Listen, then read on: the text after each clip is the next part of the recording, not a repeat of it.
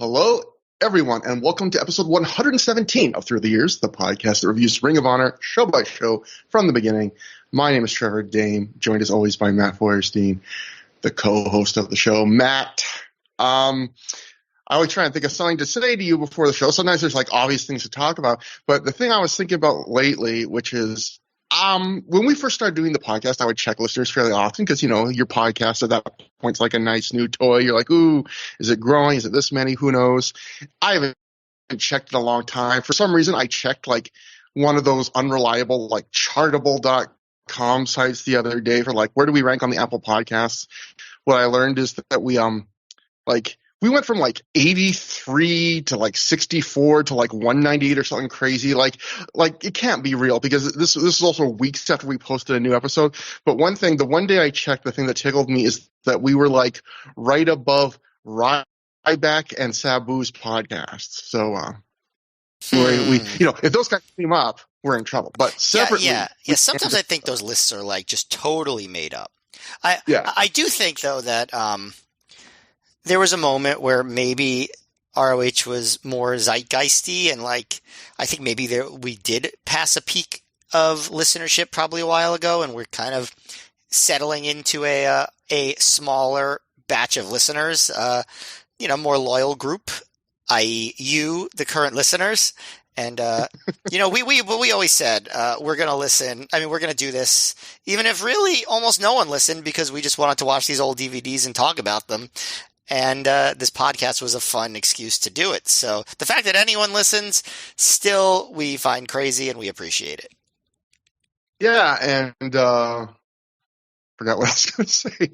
I'm just no, but yeah, I've always been happy with our listeners the few times I've checked. But also, it's like we do nothing. Like if we were like a podcast that really wanted people to listen, like we want people to listen, but like there's so many things we could do that we just don't do. Like we barely promote the show. Yeah, have a website, have a X feed dedicated to it, other social media.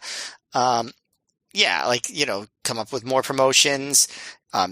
Try to get advertisers, because there's some small podcasts out there that have some advertisers, so it's not like I don't think that we're too small for that necessarily. All sorts of stuff to try to, and also come up with a regular release schedule. Yeah, I think probably would be the biggest one. Yeah, no, this is literally just for fun, and we appreciate anyone who listens very, very, very, very, very much. Yeah, we're a show that we cover a decade and a half old like episodes of an influential but small independent wrestling company. We do shows like on no set schedule, usually every 2 to 3 weeks.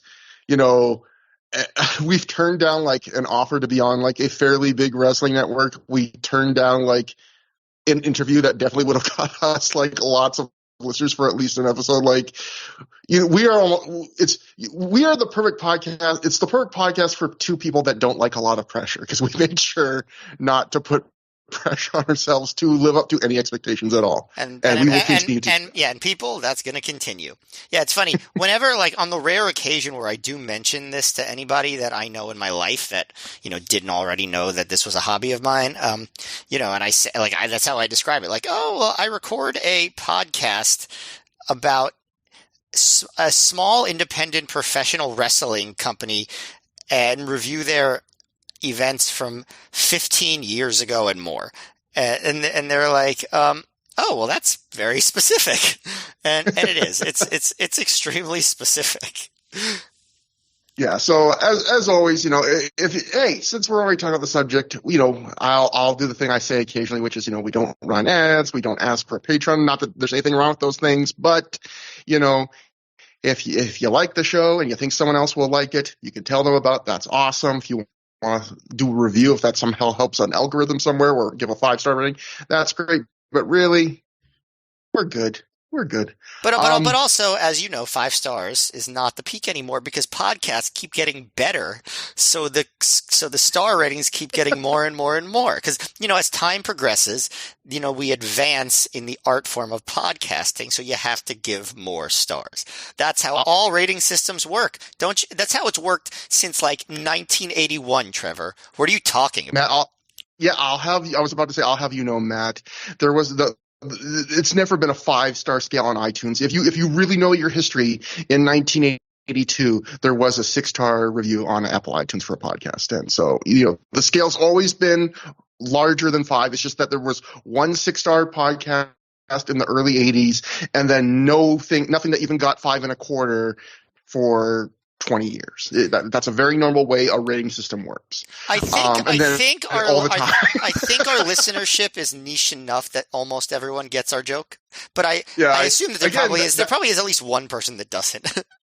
That's the power of being very self-selecting in your tribe. Hopefully everyone gets that joke. If not, you know what? Your life's probably better that you don't get that joke. Correct. But will your life be better or poor after today's episode? You'll have to listen to find out, because today we are covering Gut Check, which took place August 26, 2006 at the Frontier Fieldhouse in Chicago Ridge, Illinois. Gut Check is something that I get at least once a year because I've had digestive issues for a long time. So it happened this Gut Check happened in front of a report crowd of 800 fans. I hope none of your gut checks have been in front of that large of an audience, but not yet. When I was doing my research for this episode, I saw that Dave Meltzer wrote at the time that this was down from recent ROH shows in Chicago. So I decided to go back through my notes and check. And the last show in Chicago was Chi-Town Struggle. It drew 900, so another 100. The 2 shows in Chicago before that were the 2 WrestleMania weekend shows. So I feel like you really can't compare those because that's a completely unfair comparison. But those did draw 1,700 and 1,200 fans. And then the shows before that also drew Vendetta drew 900 fans. So it's like a slight. It's always funny when it's like saying Dave Meltzer made it know, oh, this was down, and it's 100 fans. But then you realize, in the realm of an indie wrestling promotion, when you're drawing, 500 to 900 fans, 100's actually a pretty big drop. So yeah. Although it's interesting though, because it is besides it being a somewhat smaller crowd, it feels like a very different crowd. Those Chicago crowds are always the best crowds ROH had. And this did not have a lot of heat or intensity for a lot of the show. They would get up for certain things, but this was nothing like the Chicago crowds where they just make them show much more electric with their energy. The 100 fans that left were the best fans, and apologies to Dr. Keith because I think he was at this show, but those were the ones that were making the most noise, them and Dr. Keith. So that's interesting that the most fair weather fans were the ones that had the most energy. That's you don't expect that, but I guess you never know. Matt, there may be holes in my theory. You are exposing them, but some matches that we didn't get to see that happened on the show. Chris Vedder sent in a PW Torch live report, as he often did at the time, and he luckily kept track of these pre-show matches, which is good because if you're a real nerd that just wants to fall, I know a lot of us that listen again. The tribe we have selected, I think of a lot of us when we watch a movie, when we watch a wrestling show, we then instantly go, I'm going to then do a half an hour of homework after consuming this piece of entertainment and research everything you can about it. And one thing I've noticed with a lot of these, when you go to Cage Match, a lot of these Ring of Honor pre-show matches are not documented unless you really dig into the newsletters at the time. So it's the kind of thing that, how many percentage of our listeners care when I talk about the pre-show matches? 10%, maybe, if I'm being generous. I think that's really generous, Trevor. I think people care if there's an interesting trivia note on the pre-show, but otherwise, probably not. I care that if someone is listening to this show, no stone will be left unturned. They will know that the opening match on the show that no one got to see if they bought the DVD was C.J. Otis defeating Mitch Franklin in 3 minutes and 10 seconds, and then after that, the fans live got to see Trick Davis defeat Rhett Tice in 3 minutes and 5 seconds. And then Shane Hagedorn successfully defended his top-of-the-class trophy when he defeated Pele Primo in 6 minutes, 55 seconds in a match that Chris Vitter gave the one-word review to of blah. If you're particularly interested in these pre-show results, I want you to tweet or X or post or whatever you call it about it, and with the hashtag pre-show pro. That way we know that these results and these adherence to the history and the comprehensiveness that Trevor brings to these pre-show results is not going unnoticed. And I think your hashtag is better than my proposed one, which would be hashtag I like the pre.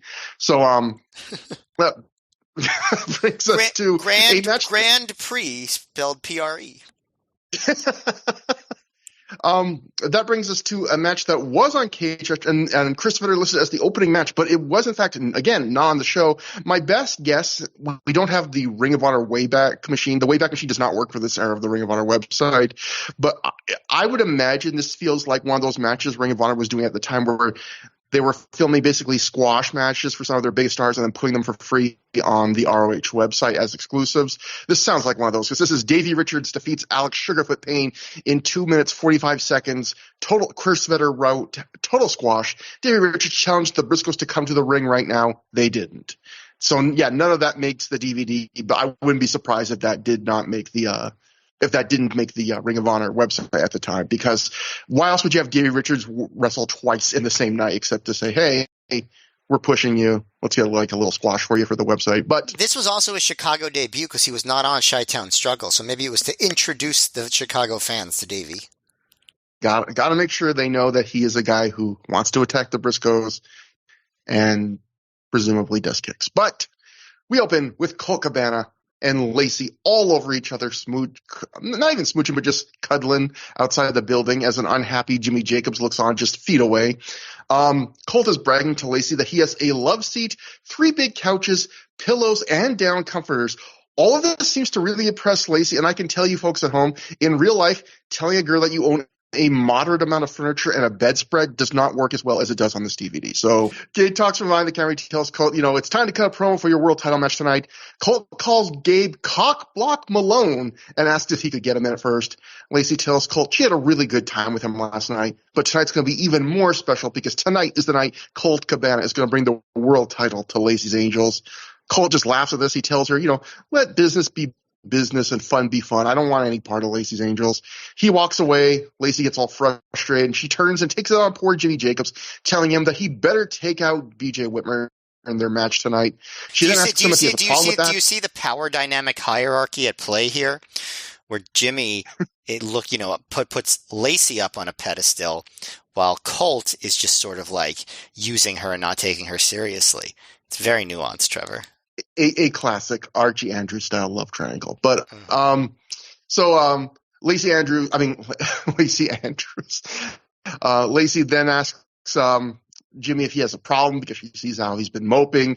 Jimmy broods for a second, but then eventually he breaks open and goes, no problem. I cherish all the time I have together with you and Lacey's Angels. Jimmy says, in fact, he's even more determined to do whatever Lacey wants to win her love. So if he has to kill BJ Whitmer tonight, if he has to kill for love, he says he will. Lacey says, just as long as you hurt him, and walks away. And then Jimmy appears to almost start crying. So Jimmy in a great emotional turmoil at this point. We've always talked about how Gabe was really good at having single wrestlers have multiple feuds going on the burner at the same time. It was something Gabe was pretty good at. And so I do like, in one sense, how his Colt's feud with Danielson is winding down and basically ending tonight. His story with Jimmy and Lacey that's been kind of percolating on the last few shows in the background is really going to start heating up and become his A storyline, so to speak. It's interesting how unlikable it makes Colt, though. Yeah, but it's also created, it's also created this weird thing on this double shot where if you just watch this double shot on one side of the story, they're trying to sell that, this is tonight's the most important match of Colt Cabana's career. He winning the world title is the most important thing to him.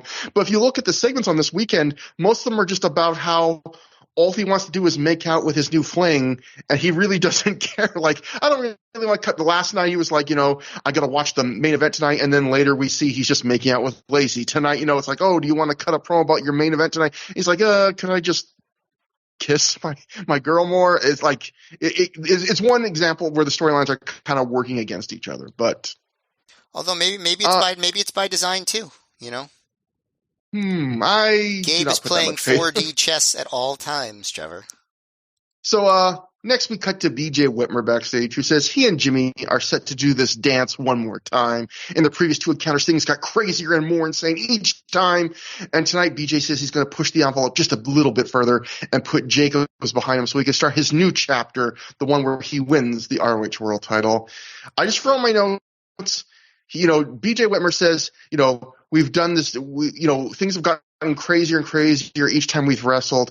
And I wrote my notes. If you've done something twice, is it a really big deal to say things have gotten crazier each time? That means things have gotten crazier one time. Like, if I've done something twice and I say each time things have gotten crazier, technically, it's one instance of things gotten crazier. Also, he says, now it's time for me to go after the world title. But, technically, he did just get a world title shot 2 months earlier. But the ROH has a small roster, so I guess cycling back to somebody, it still counts. And that brings us to the opener, the main card opener, the one that you actually get to see if you bought the DVD. It's Nigel McGuinness and the Embassy of Jimmy Jacobs and Sal Rinauro defeating Delirious and Irish Airborne in 13 minutes, 52 seconds when Nigel pinned Jake Christ after he hit a rebound lariat.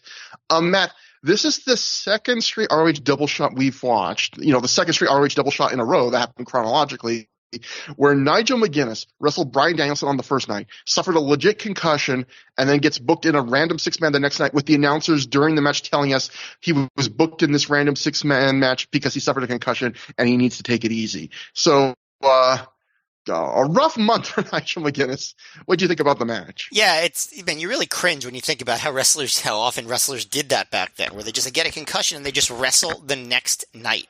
It sounds insane now, but it was just it was really normal up through the 2000s, huh? Yeah. And so one thing you notice is Nigel has a black eye, or it's developing a bruise around his eye at least, right at the beginning. Just so we have real evidence that he did suffer some hits on the noggin the night before.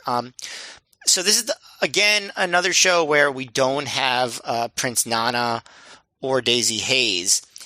And Prazak says that he has Gary Michael Capetta on the case, hopefully getting the scoop about them. So I want to ask if you remember, do Nana and Hayes come back with Rave and Rinauro again, or is this it? Because obviously I know that Nana's gone by the end of the year, but is he back again before he's gone for good? So here's the thing I was going to tell you, because I was thinking, normally we like to, if it's someone significant, we do a little kind of mini goodbye segment. I think we can probably save it for the next couple shows where the news breaks chronologically that Nana's not coming back.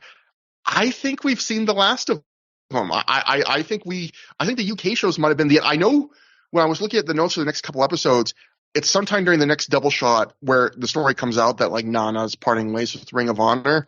I don't think he works the New York shows. And if that's the case, then yeah, we've already seen the last of him. Rave wasn't even on the New York shows. So he I'm pretty sure then he's gone. I mean, he does come back in Ring of Honor well into 2008. Obviously, we're in a Nana renaissance right now. But yeah, we have probably seen the last of him maybe in the Through the Years timeline.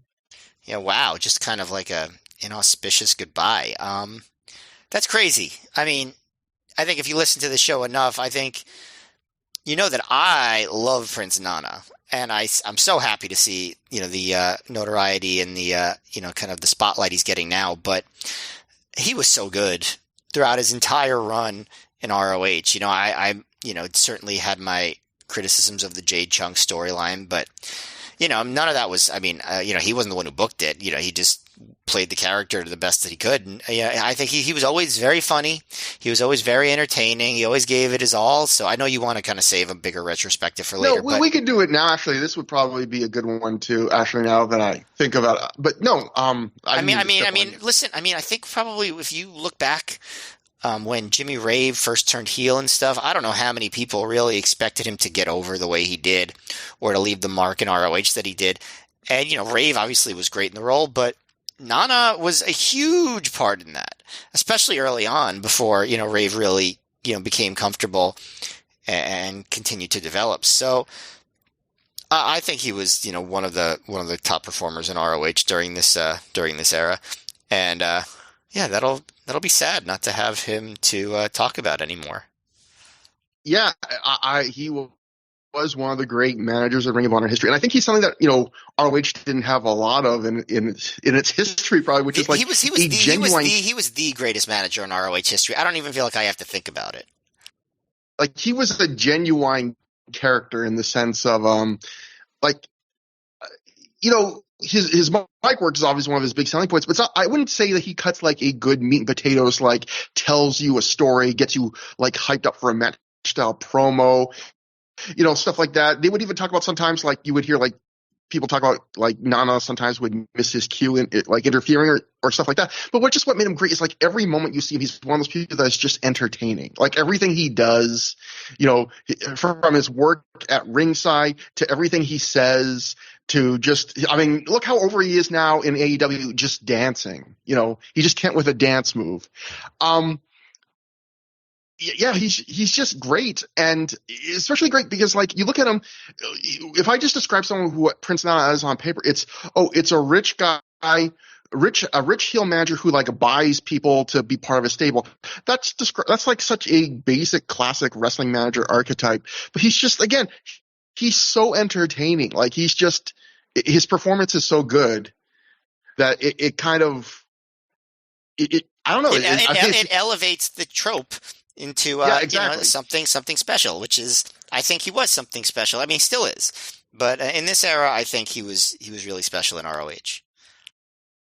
And he was just so good at being so joyous, but also sometimes he could be so mad. Just his I always remember his love of shrimp cocktail, or great baths that they could rush to the hotel and have, and I'll never forget him telling you to pick it up and when you were using the washroom during a Ring of Honor show. So no, it was that's a great story. The water fountain. He wasn't like the water fountain. He was not bugging me in the bathroom. Oh, God damn it! I like that version better. That's the story in my head. There were no wrestlers telling me to pee or poop faster. I was just taking too long at the water fountain in the lobby. 30-second rule, my man. 30 seconds. Yeah.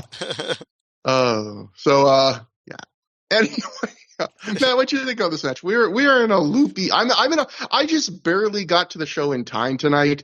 I am still kind of discombobulated, so I will get going quickly. Trust me, from this here on out, folks. I will try to combobulate us. Okay. Okay. So here's how about this match? Here's my attempt at combobulation.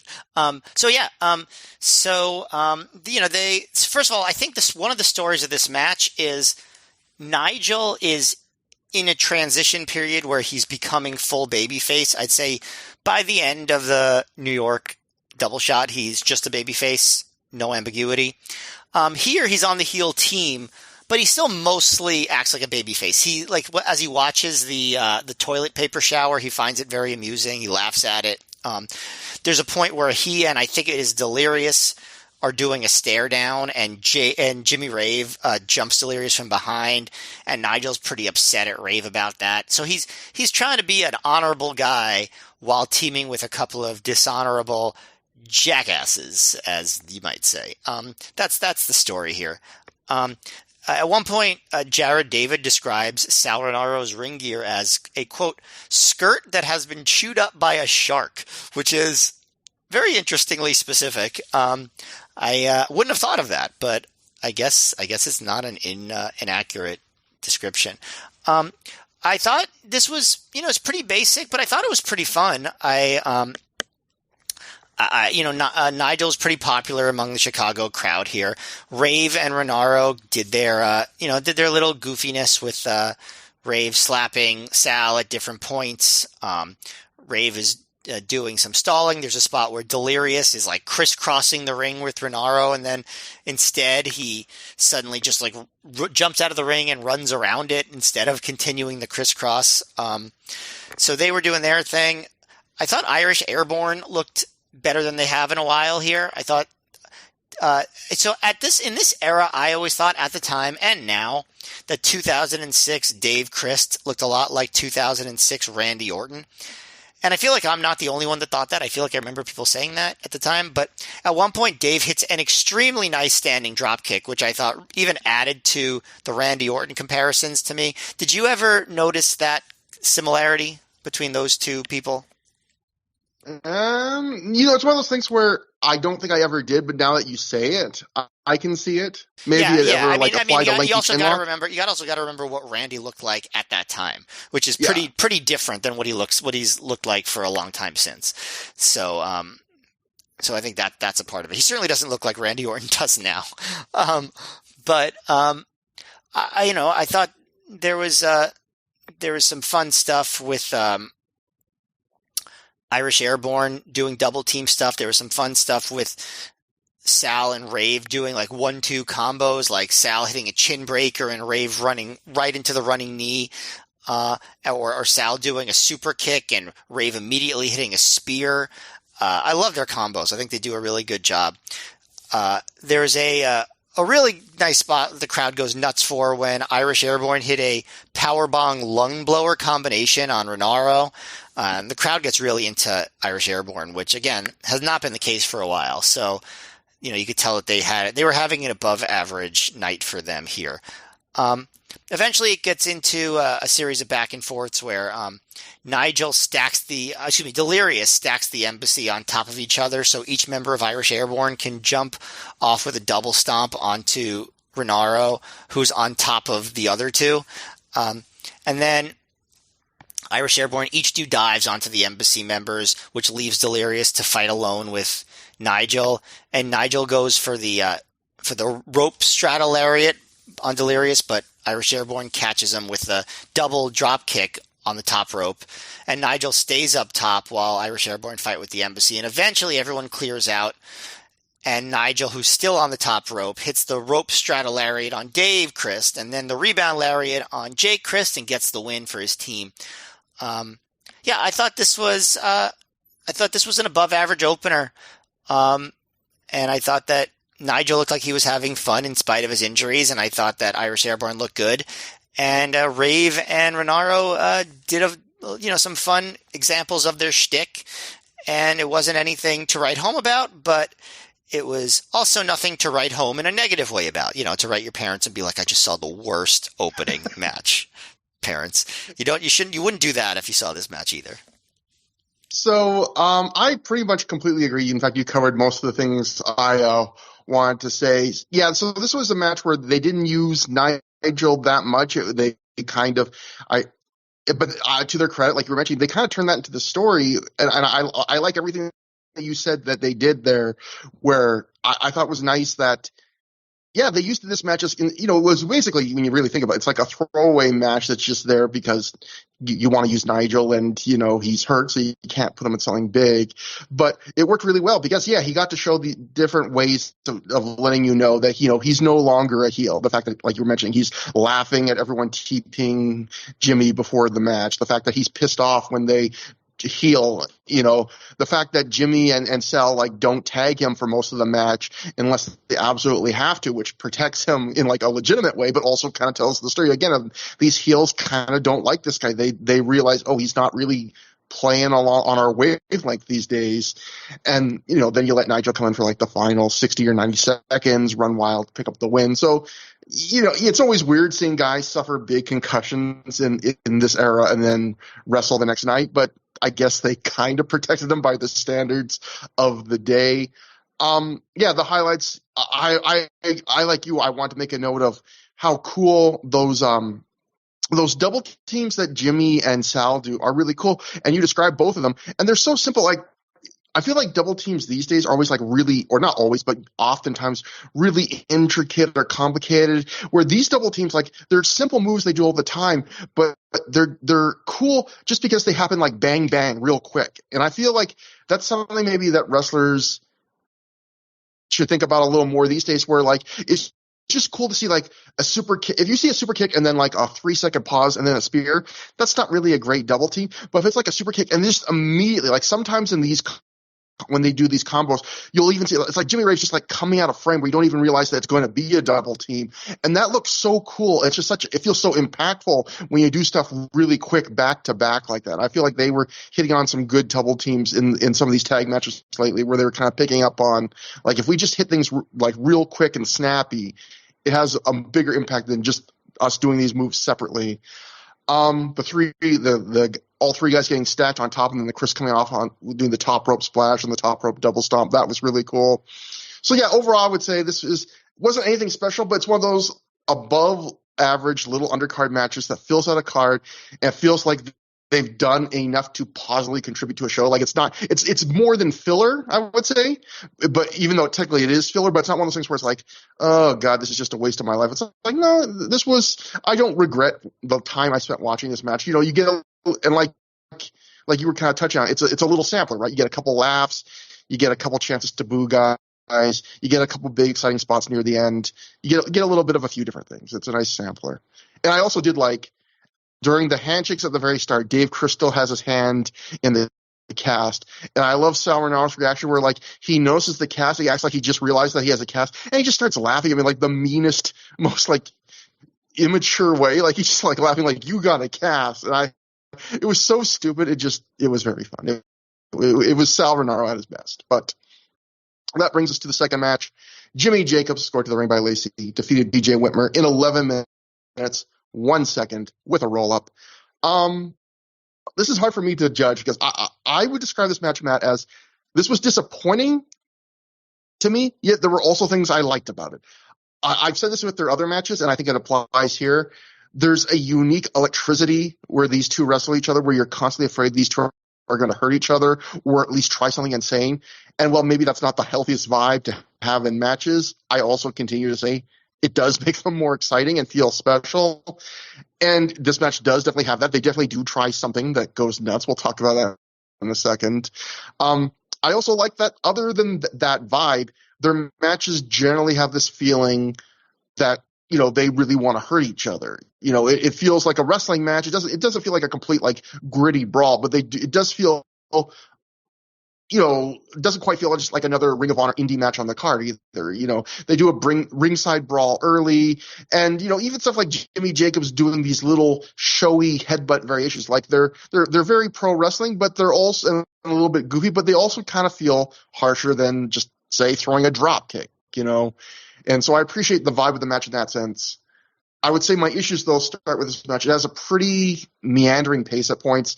There are at times where it kind of reminds me of Jimmy's match with Homicide on the last show that we just covered, where he's standing around a moment too long doing nothing at certain points. It feels like the energy's kind of getting sucked out of the room. Things feel kind of slightly awkward. This match sometimes also kind of felt like, to me, like, rather than building to the finish, it feels like you're getting the kind of slower, sometimes plodding first third of a long match, and then they jump to the big scary stunt bump that they're known for. And then at that point, you get a couple exciting minutes at the end, and then they go quickly to this abrupt finish, which again is something they've kind of done before. But yeah, so anyway, talking about the stunt bump. In this case, it's BJ sits up a table at ringside. He goes to try and power bomb Jimmy through it. Jimmy avoids it. So then BJ decides, you know what, I'm going to do what I did, the last time we wrestled. He motions to the crowd, like, clear out of the way. I'm going to power bomb Jimmy off the top turnbuckle into the crowd. Jimmy avoids that, fights through, and instead he does a Rana off the top turnbuckle, Rana-ing BJ off the top through the table on the floor, except it comes off incredibly ugly because Jimmy basically he does the Rana as safe as you can take a Rana, do a Rana off the top rope to the outside. Because it's not even really a Rana in the end. It's like a head scissors where he like falls onto the top rope. Yeah, like he leans so far, like, he's aiming him to the outside, but he's leaning so far as he does the head scissors that he falls back into the ring.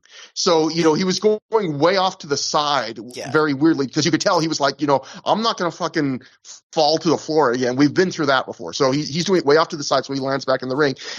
And then meanwhile, BJ then, he, like, instead of taking, like, a normal bump you take on a Rana where you just do a forward flip, he basically just jumps forward, lands on his feet on the apron, like lands on his neck and chest on the rope, and then rebounds off the apron onto this table that's right by the ring, except he lands feet first and the table flips.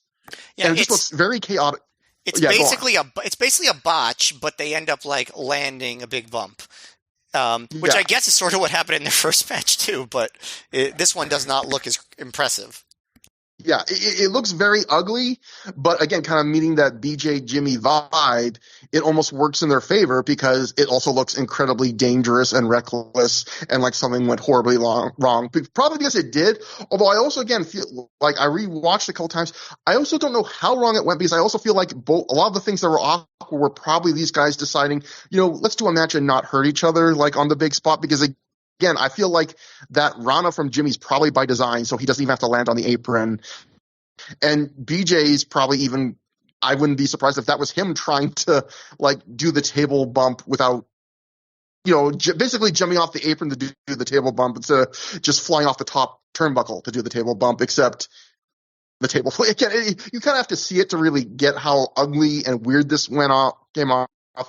But anyway, after the bump, they do something that we have very rarely ever seen in Ring of Honor, which is they do a countout tease in a non-pure rules match. Because remember, like in regular Ring of Honor matches, there technically isn't supposed to be a count. There's supposed to be the rule is basically if the ref feels like the wrestlers have fought on the outside too long, they can call the match off. That's always been the rule, and we've almost never seen that rule used because that would be an annoying finish. But in this match, BJ's selling, Jimmy gets back into the ring, and the ref basically informs everyone that he's going to count to 10, and if BJ doesn't get back in the ring by the 10 count, he's going to give Jimmy the win. So basically, for this match, the ref decides that countouts are appropriate. BJ's getting helped by a bunch of students to the back, and obviously the whole reason the countouts even being done is so BJ can have a big dramatic, shoves people away, gets back in the ring, the back at the last second, he's going to fight. And that happens, big dramatic thing, BJ's back in the ring. And from there, we get like a few moves, a near fall or two, and it feels like, oh, this match is now clicking into like the final gear. It's getting exciting. And then Jimmy wins out of nowhere with a roll-up, which again, it's another one of those things like kind of going to the whole match. I don't know if I like it or I don't like it, because on one hand, it's very anticlimactic and out of nowhere. And it's another one of these Jimmy BJ matches that feels like, I think like the last match where it ended on the big bump in the crowd, where it feels like, oh, they could have had like a few more exciting minutes of the match. They were just getting going before they did the bump. This match, again, it feels like it's just getting going. They're getting to the meat of it, and then they have this abrupt ending. But on the other hand, Jimmy being the heel here, it kind of works, and knowing that they're going to have more matches in the future, it does kind of work as kind of a bummer ending for the heel, and it does kind of feel like it's not a cheating win for Jimmy, but it does kind of feel like he got lucky in a sense where, he did not beat BJ Whitmer by incapacitating him. He beat BJ Whitmer by kind of surprising him when he was already hurt. Overall, I would give this like an above average. I would say like the vibe of this match, it's a more memorable match than above average match, but it's a very flawed kind of weird match in my opinion. I had a lot of the same observations as you, but I felt more negatively about pretty much every one of them. I thought this was not a good match. Like I didn't like. I thought it was by far the worst of their three matches. I thought the crowd heat was really bad for it, which was surprising because they usually have good heat. Even that, like you mentioned, that awkward, big bump that they had in the match with the head scissors / Rana off the top rope, that it kind of works in their favor. I did not think it worked in their favor at all. I thought the crowd didn't know how to react. They eventually, after being extremely quiet, started chanting BJ, but I thought the whole thing was very awkward. The match itself, I just thought was kind of plotting, like you mentioned, and just kind of all over the place. The outside brawl at the beginning was slow. I still like Jacobs' way too dangerous missile headbutt that he does in these matches during the summer, but I don't know. I just thought something felt very off. I mean, part of it I'm sure was BJ's injury, but in general, I don't know. I thought the most entertaining part of the match was the return of our old friend, upsetting commentary, which we haven't had in a while. which very early in the match, Prazak was yelling about, quote, "They were having sex in the shower. I'm talking about Colt Cabana and Lacey. Jimmy Jacobs saw it with his own eyes." So there was that. And then there was a part where Prazak says, "Jacobs is an idiot for not kicking her to the curb," which is not how I would frame this situation, but that's what Prazak says. And then, of course, what was the highlight of this whole sequence? Guess who comes back on commentary and makes a cameo? Jimmy Bauer, Gabe Sapolsky, who is happy to say, quote, "I was pretty happy with what was going on in the shower last night because I wanted to watch." So we're going way back to 2003 levels here. That's certainly the most memorable part of this match to me. But I thought the match had a shocking lack of heat. And I think that goes back to, honestly, I don't think that's really the fault of the wrestlers or the match. I think in another time or place, this would have had a better reaction, but I thought this was a little bit of a weird crowd on this night, so I think that's part of it. But I think all in all, I thought this was I thought this was not a good match, despite the fact that they were working very hard as they always do. My favorite thing about that commentary that you described was Dave Prazak says Dave Prazak says, Jimmy saw Colt and Lacey having sex in the shower. Jimmy saw it with his own eyes. We saw that segment. It was on the DVD. They were fully clothed and like making out in the corner. Yes, they were in the shower, but they were like, we saw what happened. They were not naked. They were not having sex. You didn't see that they went back after the camera left, and they went back right back at it. And Jimmy did. They didn't wait for Jimmy to leave. They were like, "You can watch." Yeah, he did. Well, that's exactly. They were rubbing it right in his face. I've been there, but really. So after the match, BJ Whitmer immediately leaps to his feet to argue with the ref about that wasn't 3. That was a quick roll up, but that wasn't 3. Lacey throws Jimmy a chair while BJ's arguing, and then he hits BJ in the leg with it, followed by a big unprotected chair shot to the head, because why not?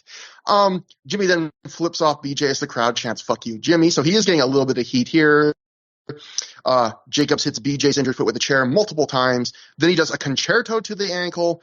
Then he stacks a third chair on the ankle and does a top rope senton onto it. Lacey at this time is screaming at Whitmer that, I told you were going to pay.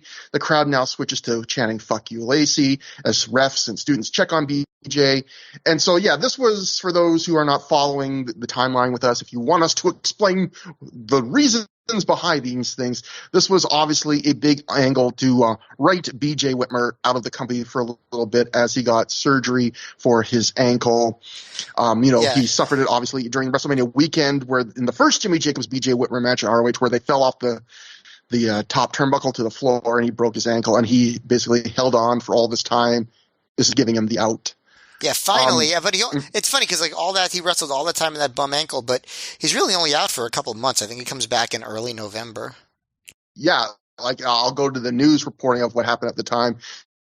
The Torch wrote, "BJ Whitmer underwent ankle reconstruction surgery last week and will be out of action for an extended period of time. ROH is hopeful Whitmer will return before the end of the year." And like you just said, I looked it up. He misses only a little over 2 months because, like you said, he's back in early November. So he's not out very long at all, actually, for a guy getting ankle reconstruction surgery. Hopes for Adam Cole, I guess. Yeah, well, are you hoping that he comes back that quick, or that he actually takes his time to heal? Actually, Adam, take as long as you want. But Figure 4 Weekly, Brian Elvis wrote at the time, BJ Whitmer will miss 3 to 4 months after undergoing reconstructive ankle surgery. He completely tore off 2 ligaments and had bone chips and cartilage removed. So he way exceeded that time frame. He comes back a little over 2. So and I think I mentioned this on a past show, but again, I know BJ Whitmer said on a shoot interview, he really praised ROH for how they handled his recovery here, because, he told them, look, I'll meet all these dates. I want to do all this stuff first, but then I'm going to need time off. And he noted that, the next 2 shows, he said, I was not on the shows at all. And they said, look, we're going to pay you 75% of your rate just to stay home. And he said, that's unheard of in indie wrestling. And then he said all the other shoes, once I was at the point where I was in a walking boot, all the other shows I missed, they were like, well, if you can come here and shoot a promo, even we'll pay you your full rate. And he was just very appreciative of that, because saying, indie wrestling, if you miss a show, generally you ain't getting dime one. So Ring of Honor showed a little bit of a Kerry Silkin, what a guy. Yeah, Kerry Silkin. Yeah. Kerry Silkin, I feel like there's a few stories of, Kerry Silkin doing stuff like this. So, we then join Samoa Joe backstage, who says, tonight, Claudio Castagnoli will have no tricks, no backup, no help. He says, in war, there are always stragglers, hangers-on, renegades, and those renegades need to be eliminated. Joe then calls Claudio both a renegade, but also a wild Swiss man, which made me chuckle. Joe says, in America, there's one penalty for treason, and that's death. And tonight he's going to kill Claudio. So that turned very direly serious. But I did like Joe's framing of I do like that Claudio's in kind of this weird zone where the CZW feud's over, but because of the storyline, he has a Ring of Honor contract. He's still there. But I do like that guys like BJ and Joe have not when they have to wrestle, they're still remembering the CZW feud, like how Joe's kind of viewing him as basically this little loose end, which I guess is kind of how BJ would, again, I like that they do the little extra mile to give you a little bit of connective tissue. For sure. And that brings us to, then we cut back to the ring from that promo. BJ Whitmer is being helped out of the ring.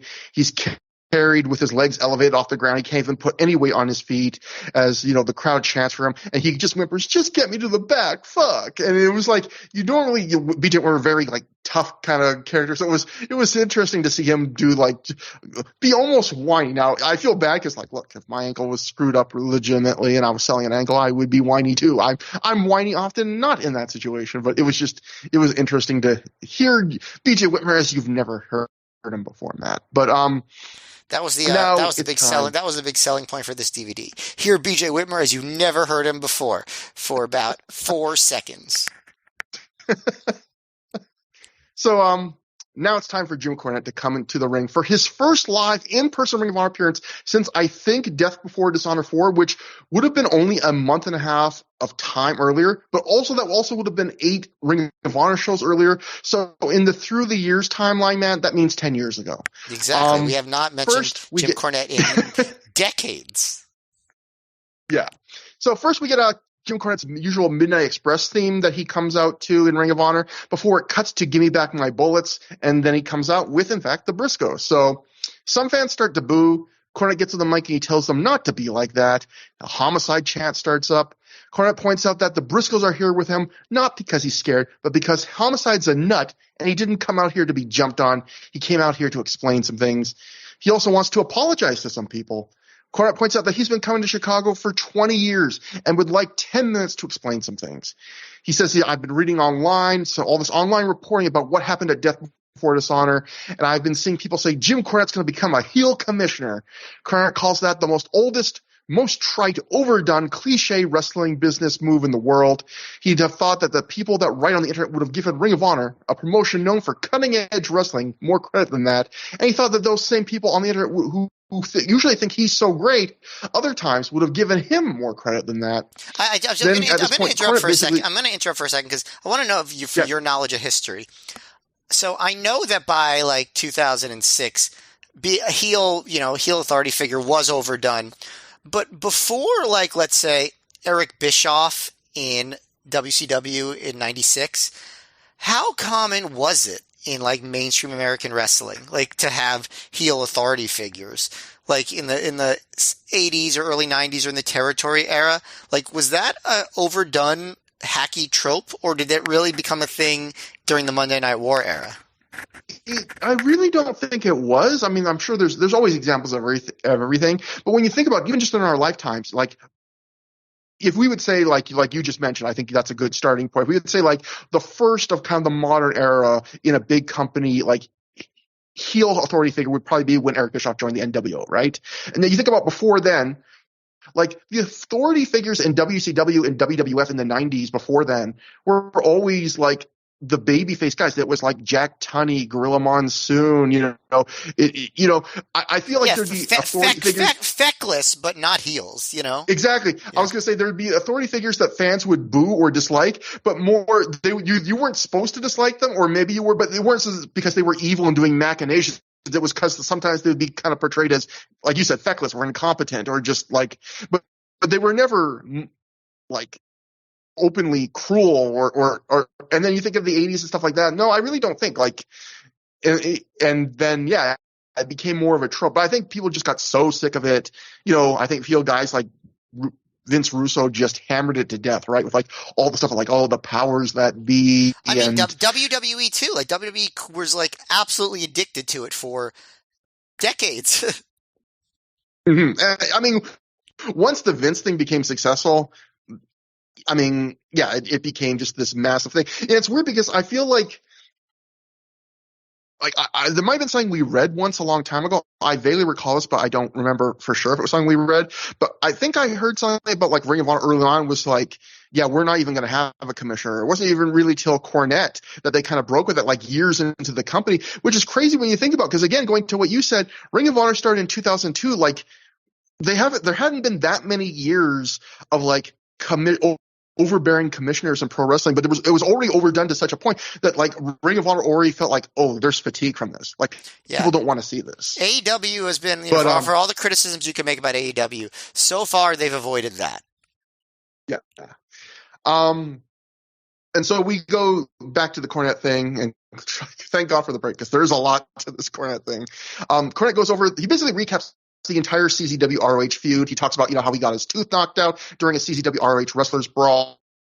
He talked about how he got his knee injured, had to get surgery. He points out that Death Before Dishonor was the weekend of a TNA pay-per-view, and Cornette, for those who don't know, Cornette was working both TNA and ROH simultaneously at this time. And Cornette points out, I'm like John Madden. I don't fly anywhere. So I chose to be in Philly for Ring of Honor that weekend over Florida for the TNA pay-per-view. He frames it, he says, I chose my heart over my pocketbook. And that actually got some applause from the fans, that were booing him a little bit before this. Cornette recaps how he held the 5th spot open in the Cage of Death match for Homicide at Death Before Dishonor, but Homicide held him up. He only wanted to do it if he could get 3 wishes. Cornette points out that Homicide wouldn't be wrestling all over the world and in TNA without ROH giving him all that exposure. So he thought Homicide would want to wrestle for Ring of Honor and return the favor. He recaps then how the night of Death Before Dishonor, Bryan Danielson offered to take that 5th spot. Jim calls Bryan a sneak and a conniving little bastard who was only out for his own agenda. Jim admits, I fell for it. He fooled me. And then Jim also openly admits that Homicide ended up saving the day when Bryan flaked out on them. He says Homicide saved the day for Ring of Honor. He turned the tide almost single-handedly. Jim then says, I put over Homicide after the match. I offered to give him any 3 things he wanted that were in my power to give. And then he says, Homicide says, he wanted to wrestle Steve Corino again. I said yes to that. He wanted a world title match. I said yes to that. But then Homicide wanted me to bring back Low Ki. And just bring up Low Ki, get some cheers from the crowd. Cornette calls Low Ki the clumsy idiot that in the CZW Ring of Honor backstage brawl threw a chair that accidentally hit Cornette, knocked out his tooth. But he says, besides that, none of these fans have ever had to work with Low Ki on a business level. They've never had to deal with his bookings, his money, and his matches. He calls him a pain in the ass that will be out of Ring of Honor as long as Cornette's around. Cornette points out that he told Homicide he'd do any 3 things for Homicide, not for his friends. Cornette says Homicide then called him a fucking liar, and where Cornette comes from, that's about the lowest thing you can call somebody is a fucking liar, which I would just say, you live in a nice place then, because I can think of worse things to call people. Jim says he's not known for being a liar. He's known for saying what he thinks, and he's not appreciating somebody who's been in this business for 15 minutes calling him that. That gets a couple kind of groaning oohs from the crowd, and you can tell Jim realizes that kind of hit the fans in a way that's not good heat. So Jim seems to almost realize that in the moment. Maybe this is me reading too much into things, but you can kind of see him then clarify. He goes, well, Homicide in comparison to me, how long I've been in the business feels like he's been around 15 minutes, kind of softening it a little bit, because it did kind of feel like he was big time in Ring of Honor for a second there. Cornette then says, I questioned why Homicide would give up a shot at something for Homicide, give up something for himself for Low Ki, why he and Low Ki were so close. Jim Cornette then says in a very matter of fact, soft selling way, he goes, I questioned that relationship, which I just wrote in my notes is a pretty classy way of recapping the fact that he called him homicide. Just going, I questioned that relationship. So, that's the heel move, isn't it? To kind of downplay the inflammatory nature of what you did, right? Yeah, exactly. Cornette points out that Homicide then spit in his face. He said the loogie smelled like the crotch of Oprah Winfrey's pantyhose. Boy, so you're getting homophobia, misogyny, possibly racism, all rolled into one. A classic old school wrestling promo. He's going after Chicago's own, Matt. Cornette said he and J.J. Dillon made Homicide sorry. He spit in his face. They taught him a lesson. They showed him his place. But what really pissed Jim off was a lot of the fans that night. He says not all of them, but many were then yelling at him that he sucked. They were flipping him off. Cornette says he's done a lot for Ring of Honor. He's brought in Bobby Heenan, Percy Pringle, Bill Watts, the Midnight Express. He hosted the Straight Shooting DVD interview series for Ring of Honor for some of the DVDs. He served as commissioner. He's promoted the company across the country on radio shows. And now because he has a beef with one guy, the fans tell him, fuck you, you suck. Jim thinks every fan in Philly should go back and examine what they were thinking that night. He thinks the fans in Philly that night that supported him and genuinely he thanks the fans that night in Philly that supported him and genuinely apologizes to the Philly fans that didn't understand at the time what he did. But for the fans that said, fuck you, Cornette says, it's not fuck me, it's fuck you. Well, there's a lot of fucks in here. Cornette then tells the Ring of Honor roster, they're cool. He and them, they're cool. He's not going to be some bad guy. He's not going to start cheating them out of matches. He's not going to drag Samoa Joe out here and set him on fire. He says all that kind of stuff is bullshit. He says the only problem I have with anybody is with Homicide and anybody on his side. And if you're not with Cornette, you're against me. He goes, Homicide committed career suicide by spitting in his face and thinks they'll take about 6 weeks or so before Homicide's wrestling career is done. Jim says he'll do whatever he can do to get Homicide out of the wrestling business.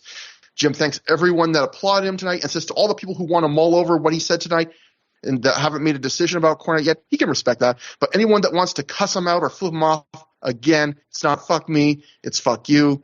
Jim, then finally he asked the Briscoes to enter the ring. He calls them one of the finest tag teams today. And says after last night, they also have a problem with Homicide. Tonight they have a match against Davey Richards and Homicide. He says he has no problem with Davey Richards, but if they need to hurt Davey in this match, hurt him. But when it comes to Homicide, he tells the Briscoes to do whatever they can to hurt Homicide, saying they won't get fired or suspended. They can do whatever they want. Jim's not going to punish them for it. He says he asks the Briscoes give a hell yeah, they do.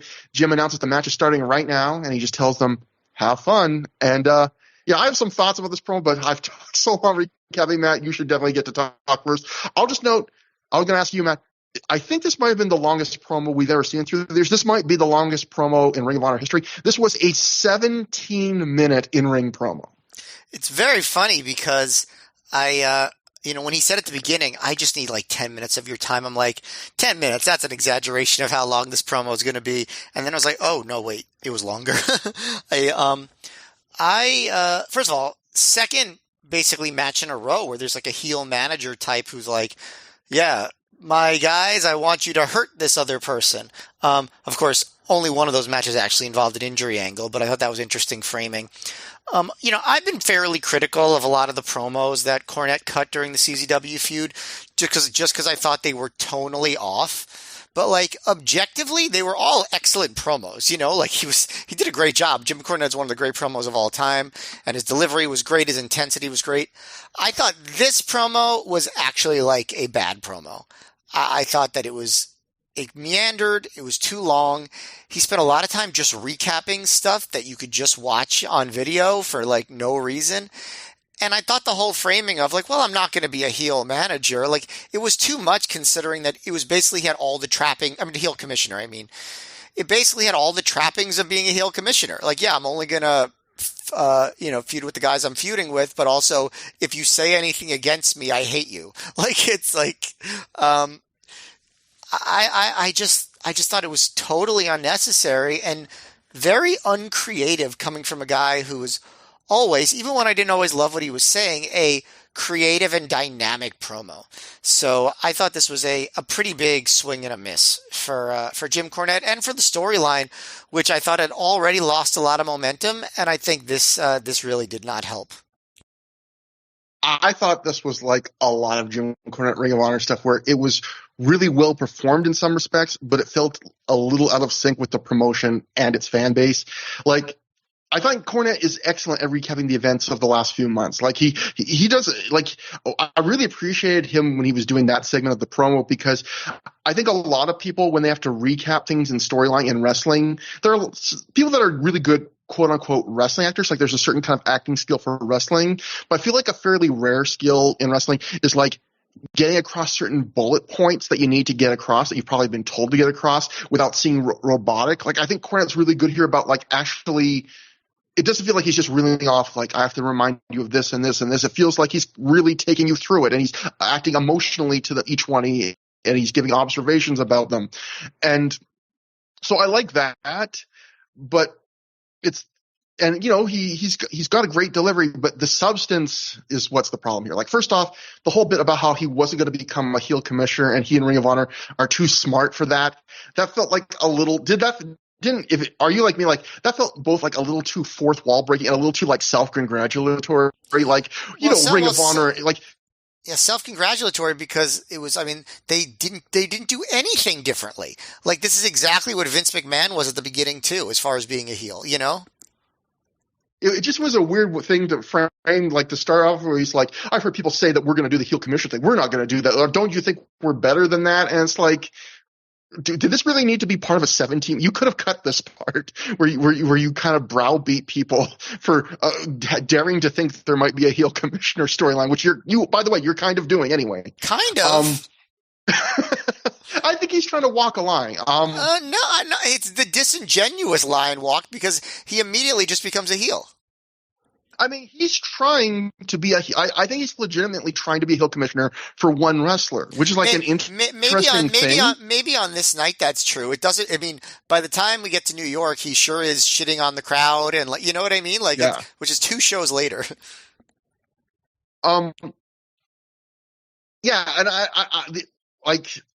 I feel like I mean, I don't know if they knew that Cornette was not long for Ring of Honor at this point, but with the benefit of hindsight, the fact that they're trying, even for this one night, trying to like spend all this trouble trying to walk this line and have this subtlety of like, hey, he's trying to suck up the fans still a little bit. I've been in Chicago 20 years and, all the fans that were cheering me, I still appreciate you and I'm not going after any other wrestler and all this stuff. Like, it feels like so much work for something that's not going to have any payoff. Like, it would have been so much better just to go full unapologetic heel, rather than spend all this energy trying to toe this line because somehow you're afraid of being a full heel commissioner. You think somehow this is going to be better. In fact, like I've said before, Matt, I feel like shades of gray in wrestling is a little overrated. Like sometimes it can work, but I think wrestling's generally better at its best when it's like big, bold heroes and big, bold villains and very clear black and white. But if we look at like the success, I was thinking when I was watching this, if we think about like the successes of wrestling that were the anti-hero, that were like the gray area, it's people that are doing shitty heelish things, but they're so entertaining and so cool doing them that the fans cheer them. So it'd be like Steve Austin or the NWO, right? Like they're doing bad things, but they're also doing entertaining things. Where Cornette here he's like the opposite. He's like an anti-villain instead of anti-hero. Like in theory, he's justified in doing everything he's doing. He lays out a justification. But the things he's doing aren't things that fans are going to want to see or cheer for. Like he's guilt-tripping the fans, like after all I've done for Ring of Honor, look at all these things. Like he's guilt-tripping them like he's my mom. He's trying to run Homicide, one of the most beloved wrestlers in the company, out of the company. He's preventing Low Key in storyline, another person the fans love, from returning to the company. Like, so even if he's laying out all these justifications of why, I'm in my rights to do this, the crowd's still not going to want to cheer you because you're doing things they don't want to see. Yeah, although I do think you're overthinking it a little bit because I really do think that he was just being a heel who's being disingenuous about not being a heel. I mean, I can say this promo, like Jim must have been talking or Gabe, because like I didn't include this, but like there were notes in like the Observer weeks before this that like they're telling people that this promo Jim Cornette cuts is not going to be what people think it is. Like they were really building this up as like it's not going to be the heel promo. He's going to shock you. He's got something different to say, and which again I would say whether you're right that this was meant to be super disingenuous or me thinking they were trying to walk the line and then pivoted. Either way, I think it goes back to my main point, which is it's a lot of work for something that doesn't pay off, right? Like, yeah, I mean, I just thought it was boring. I thought it was a boring ass promo. Like, that was my opinion of it.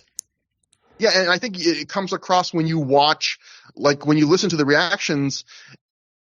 the fact that he's kind of swimming against the current here, because you get like the crowd cheers him a little bit when he says things that should be getting cheers, and they boo him a little bit, but really it's a far more muted reaction than most of his promos get, because again, he's kind of like swimming against the current. He's kind of saying some things that they want to cheer, but he's kind of being a dick, and it's like he's overcomplicating it. And I also, by the way, think this is just too long after the action for it to really be effective. This is, again, like a month and a half later, which, even if we were watching it in real time, like that's a long time to cut a follow-up promo on a big angle. And I don't want to overstate how logical his arguments even are, because we've talked about this before. The idea that low key, like he could never bring low key back because low key threw a chair that accidentally hit Jim Cornette and knocked out his tooth, and that's the unforgivable sin. That's like a ridiculous thing. I do give credit; they did finally bring in some of the reality here. Like they had Cornette kind of be a bit of a Gabe surrogate when they start talking about like, you don't know how hard it is for this to work with this guy. Like that definitely holds more weight because that's more based in reality. It also feels very relevant to like the wrestling scene of now. So listeners today can be like, oh, I kind of understand that whole concept. You're saying Tony Khan should have gone out there and been like, look, Chicago. I mean, it's also Chicago. What a coincidence. Tony Khan should have been like, look, Chicago, I don't have a problem with any of you. Yeah. By the way, I'm not taking a side on that. I mean, like, it's just more like, that's like in the zeitgeist, that whole concept. Yeah. And then Cornette saying, again, he's done this whole thing where it's like, look, I promised Homicide 3 wishes, but I didn't promise wishes for some, but for his friends. It's like, what kind of busted ass genie is that? Like, a genie, when he gives you 3 wishes, it's supposed to be 3 wishes. He's not going to say, oh, you wanted your mom to get a nice house. I said 3 wishes for you. I could give you a house and you could gift it to your mom. Like, that's not how wishes work, Cornette. How dare you? And, then I think my last point was, so I already, like you, did not enjoy this promo. I admired certain parts of his delivery, but yeah, I thought it was a major misfire. But then Dave Meltzer, the Observer, brought something up that completely makes this promo just from bad to just the giant misfire. Something I completely forgot. Dave wrote in the Observer, Jim Cornette did a 17-minute interview basically saying he was not turning heel commissioner. He said how the internet has said he's playing heel commissioner, but that he missed the TNA pay-per-view to come to the Cage of Death show. He said he turned down Bring Back Low Key and the fans don't understand dealing with Low Key on a business basis. This, of course, would have made more sense if Cornette wasn't playing head authority figure in TNA where Low Key was champion. And then I looked it up and I realized he was fucking sentient head, was like the ex-champion. Wow. Like, yeah, like, and when you hear that, like, Jim Cornette's the master of, people always point out, like, especially in like OVW and stuff, he would go to huge lengths to like make his booking make sense. Like, if someone was like, booked in from OVW in WWE, and he would go out of his way to go, well, why their character was different here is because of something like, and the fact that he's doing this whole promo about how I can't bring Low Key back, you'll never see him Ring of Honor again, when he's the commissioner of another company that Low Key's champion in. Like, for Jim Cornette, you would think he would be aware, like, holy shit. Like, here's the explanation. Senshi and Low Key, 2 different people. I mean, like that is, and even again, like, think of the other thing too, which is Homicide, and he mentioned that in the promo, Homicide's in TNA. So it's like, why isn't he trying to run Homicide out of TNA? Like, yeah, none of this works. Yeah. So I will say this though: if we gave titles to our episodes, I would call this one "Busted Ass Genie," which is one of your greatest lines of all time. Yeah, I mean, well. That's right. So I will say, like, not a good promo. It is. I will say it is a good curiosity. Like, if you want to see like one of the most wrong-headed, like misguided, just complete misfire of a promo, one of the greatest promo guys in wrestling history has ever had, it might be this show. So it has that historical value going for it, but. Matt, what doesn't really have historical value, but maybe doesn't have entertainment value, the Briscoes defeated Davey Richards and Homicide in 19 minutes and 46 seconds when Mark pinned Davey after a springboard doomsday device. What'd you think about this match? Okay, well, this was definitely better than the promo. I'll say that.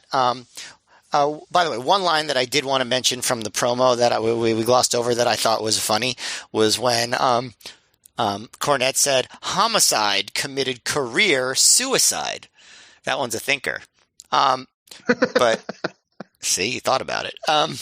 But as far as the match, yeah. So it's funny, so obviously, it was weird that Homicide just waited backstage that whole promo with this guy he hated. Obviously, that's why the Briscoes were there, were to give an explanation for why Homicide didn't just charge the ring.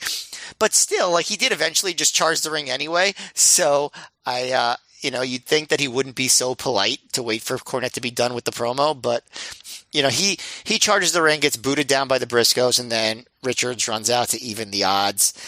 And it starts off, again, not particularly heated. Again, I think that this feud lost a lot of momentum, this Cornette Homicide thing, and Homicide doesn't really feel like the main eventer he felt like after Cage of Death here, but the work is pretty good early on. Eventually, especially the Briscoes, all their offense always looks good. One of the highlights of the early period is Mark Briscoe hitting a very nice looking bridging Northern Lights suplex. Also at one point early, Mark goes for a superplex, but Homicide hits a super inverted atomic drop all the way from the top rope, which I would think would really be sold a lot. And it really wasn't. Homicide does take the opportunity to tag in Davey, but that's a move that should be sold a lot. A top rope inverted atomic drop. And it just was a total transition move. But for a while, the Briscoes work over Richards. They hit their awesome, as always, double shoulder tackle on him. They start attacking his leg. Mark dives and knocks Homicide off the apron as Davey's about to go for a hot tag. For the second night in a row, we get a 3-arm drop spot on a chin lock, which I always find weird. And Davey eventually uses that spot to fire up, but Mark just cuts him off again with a leaping knee. Eventually, Richards does come back with a STO on Mark and does a reversal on Jay and tags in Homicide. And the crowd is not really up for the hot tag, but Homicide does do a good job doing classic hot tag spots, backdrops, and what have you. There's one point where Jay Briscoe does a backslide to Homicide, and Homicide just rolls through and yells, "Fuck you!" and hits a pile driver, which I thought was a cool spot. He also hits a superplex and rolls through into a T-bone suplex on Mark, and Jay breaks up the pin on that. And there was also a spot where Homicide went for a spinning DDT, but Jay spun him all the way around, put him back on the top rope, went for a superplex. Homicide blocked that, hit a top rope DVD, but he couldn't get the cover because Jay wasn't legal. At that point, Davey blind tags, and we get a lot of high-level offense at that point. Davey hits Mark with the power bomb and the horse collar, and the crowd is now finally into it. Richards goes for the butterfly brainbuster, but Mark blocks that and drops Richards' neck first on the top rope. Richards avoids a suplex, and Homicide knocks Jay off the top rope to the floor. Then Richards hits a tombstone on Mark, and then Homicide immediately comes off the top with a splash, which gets a good near fall. Jay drags Homicide to the outside, so Mark is left with Richards. He again blocks a butterfly brainbuster, but Richards hits a Saito suplex. Then Jay comes in with a sudden boot to Richards' face. Then he goes back on the top rope, but Homicide catches him again, hits a top rope ace crusher. Then he goes for the lariat, but Mark catches him, hits an exploder. And then Richards hits Mark with the handspring kick, and then does a leg capture suplex on Jay, and Jay pops up, and he and Richards hit a double clothesline, and we have our classic all four guys are down spot, and the crowd is definitely awake now, really for the first time in a long time. They're way into it. Homicide goes for the cop killer. Mark avoids that. Homicide spears Mark against the ropes and flies to the outside, which I think was probably supposed to be a miss on that spear. But anyway, he goes to the outside. The Briscoes go for a springboard doomsday device, but Richards knocks Mark off the top rope. He goes to pin Jay, but Jay isn't legal, and then pins Mark for 2. Richards goes for the butterfly brainbuster on Jay, but Jay blocks it, just lifts Davey back up, and they hit the springboard doomsday for the win. I thought that was kind of an awkward, sudden finish, he just like all of a sudden just did the move. Like it wasn't like he did any sort of like reversal or anything. But I thought the match ended up being really good. The first part was a little bit heatless, but I thought that it was just like a solid like ROH style tag match, and they really turned it on after the Richards hot tag. And I thought that Richards keeps bringing it every time he shows up during his like first couple months here, and the Briscoes do too. I thought Homicide was actually the weakest part of the match, but they woke up a weak crowd, and I enjoyed it. I thought this was a quite good match. Yeah, I feel like we're into the era of Briscoe tags at this point, where they have this era where their matches are like incredibly high work ethic, and they do a lot of stuff really well, like really mechanically well, but they don't have like a lot of intangibles or story. It's just stuff. They rarely take a break. It's move after move. It's all executed really well. It doesn't quite feel like it's building to be bigger than the sum of its parts. And I feel like this is another one of those matches. Like they take a lot of the offense here. In particular, there's like this long Davey Richards face in peril sequence, but it's not until the final minutes I felt like where all four guys are in and they're doing the usual like late match. We're going to hit our biggest stuff and go for broke, that the crowd really gets into it. Because like you said, I noticed during this match, like the crowd is shockingly dead for a lot of this match. That's like a pretty action-filled match with Homicide, one of the biggest stars in the company. The Briscoes are pretty beloved too. Davey Richards was a hot prospect. People that had, maybe not seen him in Chicago, but was getting buzz. And you watch this match and like they'll pop for big moves and they'll clap briefly when a face needs to get out of a hold. But there are moments before the final stretch run of this match where you can hear like a freaking pin drop. And I was like, I can't recall a match with these kinds of guys in this action, like getting this little bit of a reaction. And another thing I didn't like about this match, or that was at least jarring to me, was this was like probably the 140th time, Matt, where Ring of Honor decided that tags matter, because at least 3 times in this match, the ref, Todd Sinclair, has to tell someone that they're not covering the legal mat. And it ruins, like, if you talk about like the awkwardness of the end, it really made the end awkward, because there's a moment late where the Briscoes are going to do the Doomsday device to Davey Richards, and Davey counters and he goes for like the flash pin on one of the Briscoes, and the ref has to tell him, it's not the right guy. And so Davey just walks over to the legal Briscoe and then covers them for a near fall, but like it's not a flash pin anymore. Like it's like not a surprise, like all the drama's out of it. And it was just one of those things where, why does, like, we've talked about this so many times before, pick a decision and stick with either tags matter all the time very strictly, or just ignore them. Either option's fine, but just pick one. Like, it's so annoying that they keep going back and forth on this with maybe just when Jim Cornette or Ricky Steamboat are there, they feel like, oh shit, we can't make Dad angry. So then they pay attention to it. And then when he's gone, they forget. Because really, why else is it back now for this match? But overall, again, I did agree. I thought this was like a good match. It was, like a decently good. There was action. Everyone worked hard. The final couple minutes were big and exciting. But I will say I was disappointed with just good, considering who was in this match. Because think about, like, this wasn't close to either of the Briscoes tags in the UK, right? And one of those Briscoes tags is the Briscoes versus Davey Richards and Matt Sydal. So you had 3/4 of that match is here. And I will say that match they were the 3 strongest participants in the match. And do you agree with that Homicide was sort of the weak link here? I will, but I don't think Homicide's performance here dragged the match down. Yeah, he wasn't bad or anything, but like I don't think he was really keeping up with what the other guys were doing. I will say this match kind of had I have similar nitpicks for this match as I did that Briscoes Davey Sydal match, but that match was better because the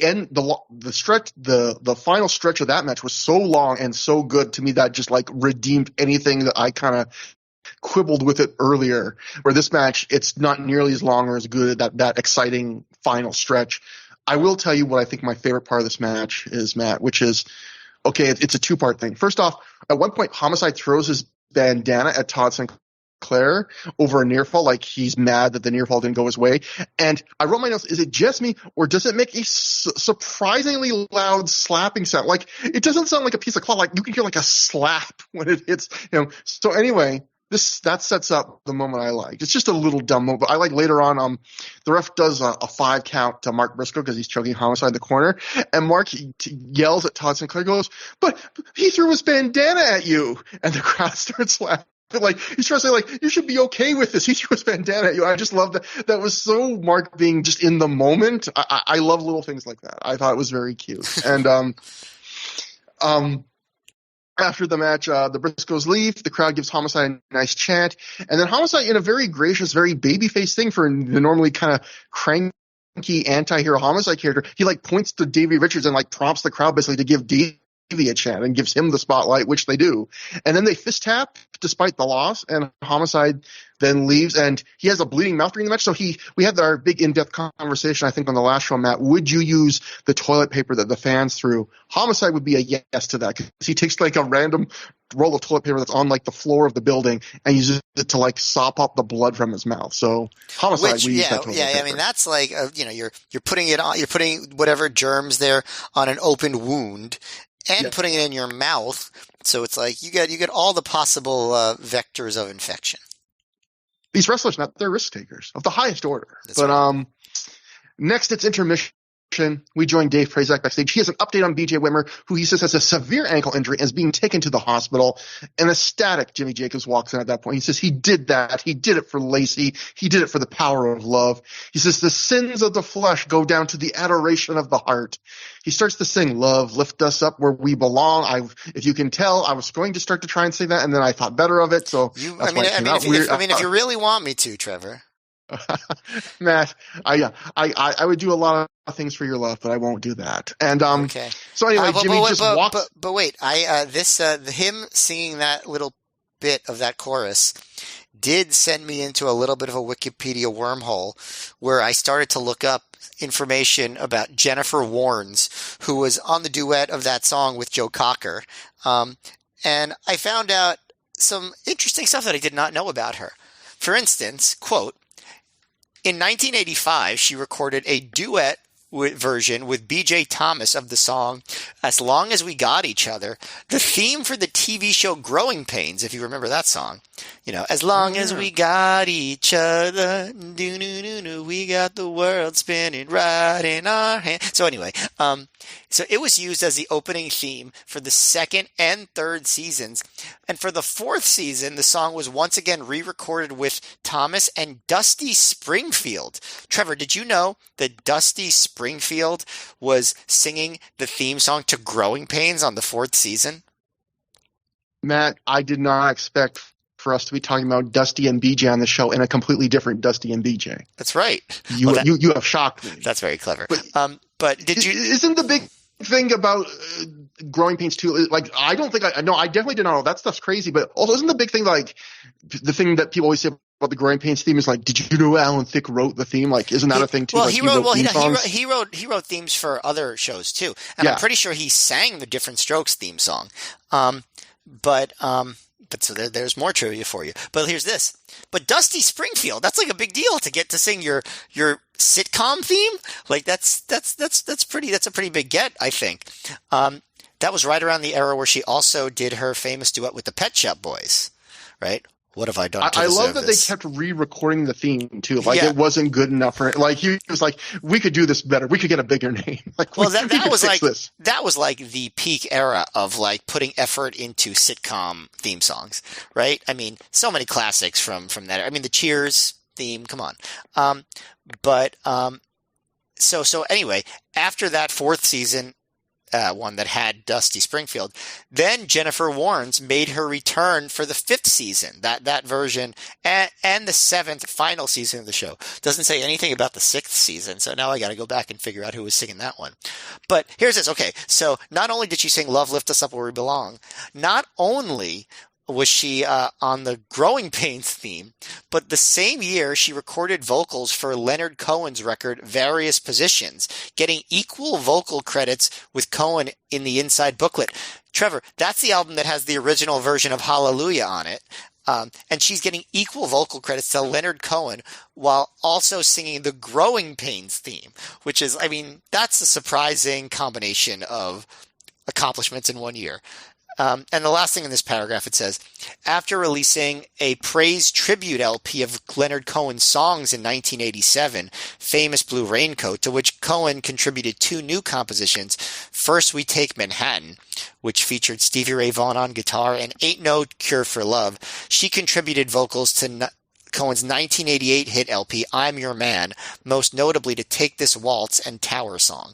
So all of these things that Jennifer Warnes did, and also, recording some legendary stuff with Leonard Cohen. I could tell you, Trevor, I would not have expected the person on the sappy pop soft rock hit Love Lift Us Up Where We Belong also was on the Growing Pains theme and also on some pretty famous and well-regarded Leonard Cohen recordings. Trevor, you have the floor. You fell down a Wikipedia hole, sir, as I have many times. That was interesting, to say the least, especially because now, you know what that got me thinking? Now you've got me going down not a Leonard Cohen mental. I started thinking, like, it combined everything. I started thinking, I wonder if Leonard Cohen's ever watched wrestling. What era would he be on? Like, I started thinking about that, so now I'm caught. And then I had to probably something in Canada in like the early 50s or something. He saw Andre the Giant front row before he was Andre the Giant. But no, I'm getting, if he saw Whipper Billy Watson, that would be the best that we could possibly ask for. So I was looking up theme songs that Alan Thicke wrote, and obviously the big ones would be like Different Strokes, The Facts of Life, Wheel of Fortune. But there was one called Animal Crack-Ups, and I feel like that's what I'm going to be doing after the show, is look up. And also a show that has either as a cartoon or just has a cartoon opening called Woo, as in WHEW exclamation point. So that's going to be my night after this. That's how I spend my weekends, Matt. Well, tomorrow's Thanksgiving. I'll be alone, but I'll be with Woo. Well, I have one thing left to say about all of this. Show me that smile again. Don't waste another minute on your crying. We know we need. Okay, I'm done. Matt, you are a braver man and a better singer, probably. If I'm a better singer than you, then you got some problems. I am terrible. I am absolutely terrible. In fact, I remember. Okay, this is the last thing before we finally get back on the show. This has been a weird episode, folks. My dad's family is very musical, and my mom's side of the family has no musical talent whatsoever. And I joined like a choir when I was a kid because I was told there was a Sunday bar at the end of the choir, and that's the only reason. And then I tried to quit when I realized that would have meant I had to spend my entire like school year going to choir during my lunch hour. But anyway, I went to choir, performed in front of the mall. My dad was there. And I was like, how'd I do, Dad? And he just said, oh, why did you have to take after your mom? Oh, man. And that's how I knew I was not a good singer. I was like, this is, guess I won't be going back to choir this ever again. Hope that Sunday's good. But anyway. Trevor has a very honest family. From one disappointment to another, Samoa Joe defeated Claudio Castagnoli via pinfall in 14 minutes, 32 seconds after he hit the muscle buster. That's me being a little hard for the purposes of a smooth transition. This is actually a little bit better, I found, Matt, than their previous match these two had against each other in Ring of Honor, but that's not saying much because I think that was I think we agree that's one of like the biggest letdowns we've ever had in Through the Years history, their first one against each other. So I would say this match is an improvement. It's not a gigantic improvement. And I think it comes down to like 2 themes these guys have been carrying for months on Through the Years, which is Claudio has often been disappointing in singles matches since he turned heel, and Samoa Joe has been transitioning at this point to a guy in Ring of Honor who kind of picks his spots as when he's going to go 100%.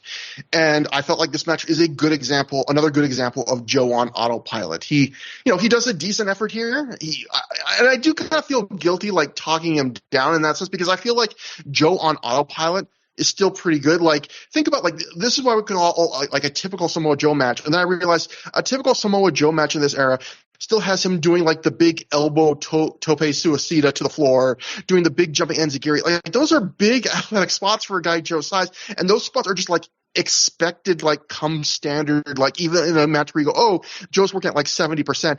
Like we still expect them to do those spots, and he still does them. So like that kind of shows like the standard Joe has set for himself.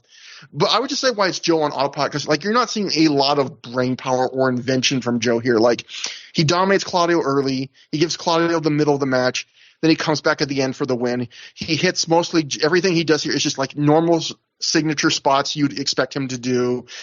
I would say like his performance here is like a big rock band that like they play all their hits, but they don't play anything else. Like they play like the 10 songs you would have to play, or else the crowd would get mad and go, you have to play that song. But they don't play deep cuts. They don't do a big encore. You know, they're not going 2 hours. They're giving you a tight 70 minutes. They're playing their 10 hits, and then they're saying good night. And you're like, well, that was enough. What band are you subtweeting here, Trevor?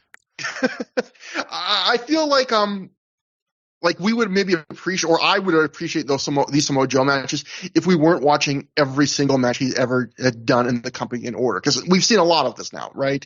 Claudio, meanwhile, I would say he keeps his trend going too. On the plus side, he really has grown into like an exquisite ham at this point. You can actually hear him not just pop the crowd, but like Dave Prazak on commentary, who usually, you know, post-production isn't like reacting like super like he's getting surprised by things, but like you can hear Prazak pop for some of his facial expressions. He's really being like a human Looney Tune. Like right at the start of the match, Joe just no-sells Claudio's offense, and Claudio just kind of freezes and then caresses Joe's face and tries to walk away from him, like total Wile E. Coyote, you know, and kind of cartoonish stuff, which I enjoyed. And in fact, in some ways, I enjoyed the early bits of the match the most, even though it was like the part of the match with the least action, just because it was the part of the match that felt unique, where it was Joe being super dominant, just completely destroying Claudio, and Claudio being so over the top that at least made it somewhat memorable. And then from there, you get like Claudio doing kind of like the stuff he's been doing of late, which is like the 80s heel boilerplate heel stuff, like chin locks, raking the eyes on the ropes, very measured pace, which isn't always bad. But Claudio is such a great athlete. You're kind of like, oh, you're kind of putting the brakes on a Ferrari here. But I will say, he did like do a lot of his physical like lifting moves to Joe. Like he did the Apamari water slide on Joe, which was really cool. He almost lost him on that spinny face plant thing though. Yeah, that was the one thing where it's like, oh, you bit off more than you can chew. Like he barely got him off the ground, and Joe kind of took like an awkward bump on his side. But you know, he did, you know, lift him up a bit. He hit a Samoan drop on Samoa Joe, which I appreciate on multiple levels. So yeah, that was the match. I have another thought about the booking, but Matt, what did you think about the match? Am I being too hard on it, or? I mean, I might have even been the low vote on their first match. Like I thought it was pretty bad, the one at Weekend of Champions.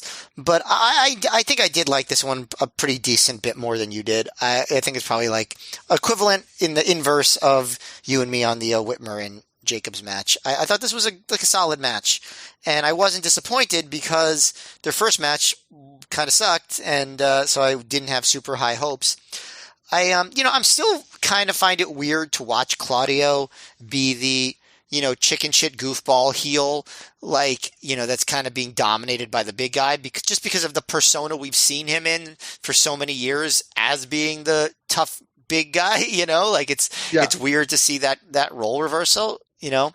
Especially in Ring of Honor, where he's like legit one of the most muscular, tallest guys in the promotion. Right. You know, and like obviously Joe would be the big man on campus, so to speak. Yeah. So it makes some sense there.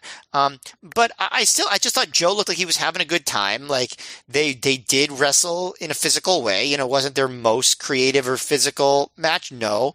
But, you know, I thought that they were working relatively hard for a match where they weren't going to work their hardest, you know. And I did also enjoy when Claudio hit a Samoan drop and then yelled, "Look at the irony here," you know, because he's hitting a Samoan drop on Samoa Joe instead of the other way around, you see.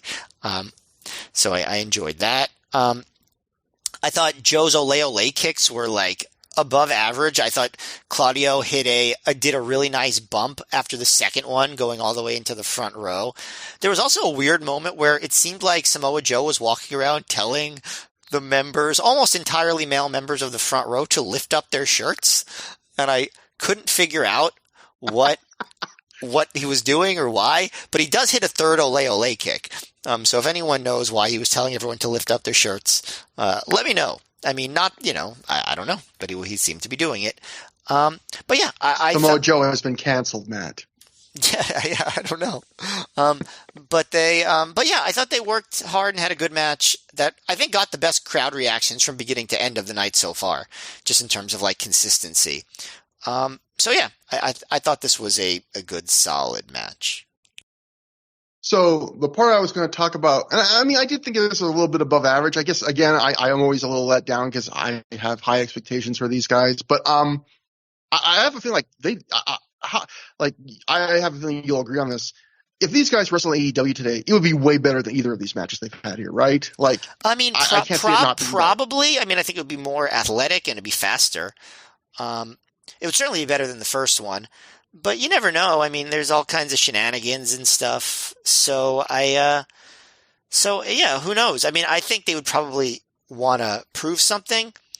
So probably, but I wouldn't say that I would bet a lot of money that it would be much better than this match, for example. I definitely could be, but I wouldn't say definitely either. So the booking I think I wanted to mention was I was thinking this match, oh, this is like this weekend's been like another classic example of Gabe booking, because something I always like to point out, which was like a trope Gabe did, which was if he knew he was going to push a guy or give them some big win or even just like a character change and a refresh, he would really job them out before that, because he'd be like, this thing they're getting is going to, it won't matter that they lost a bunch first, so I can have them put over some other people. And a lot of times he was right in that thing. So I was thinking, oh, this is an example of that, because look, this week, this double shot, he lost to Daniels, and then the next night he loses to Joe. And then I thought, well, he had also just lost to Whitmer. So I thought, well, how many losses has he had recently? So I looked it up, Matt.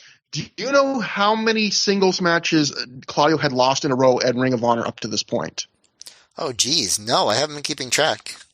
He has lost at this, counting this match, his last 9 consecutive singles matches in Ring of Honor. Wow. Including all 8 after he turned heel. Wow. And in fact, I think he's only had 3 wins since the heel turn, and they were all in tag matches, but he lost every single singles match 9 in a row. It's impressive. It's impressive that he was as over as he was, given that.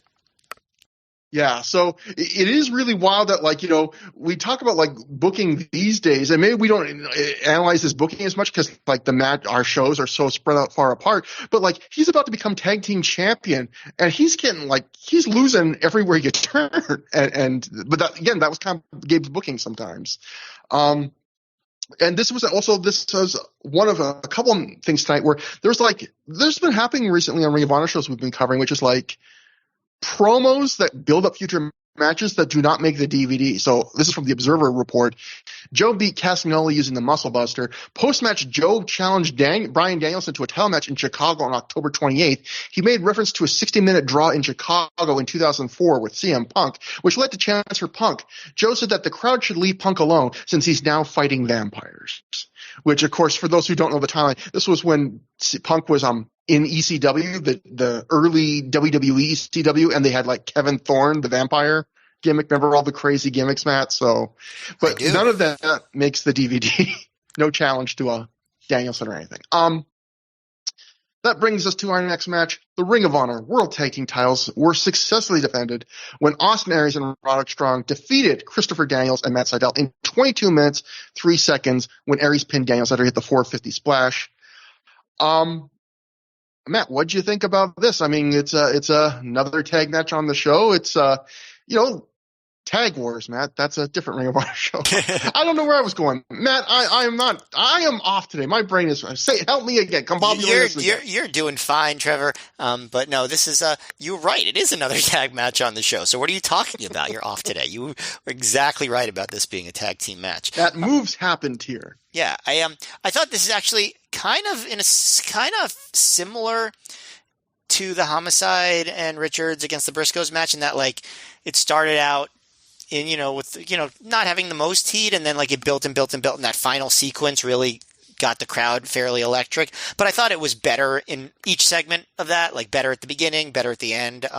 This match actually had a more of psychology and story in the sense that Aries' ribs were targeted by Sydal and Daniels, and of course it has the whole history with Sydal continually trying to beat Aries and Strong with different partners and whatnot.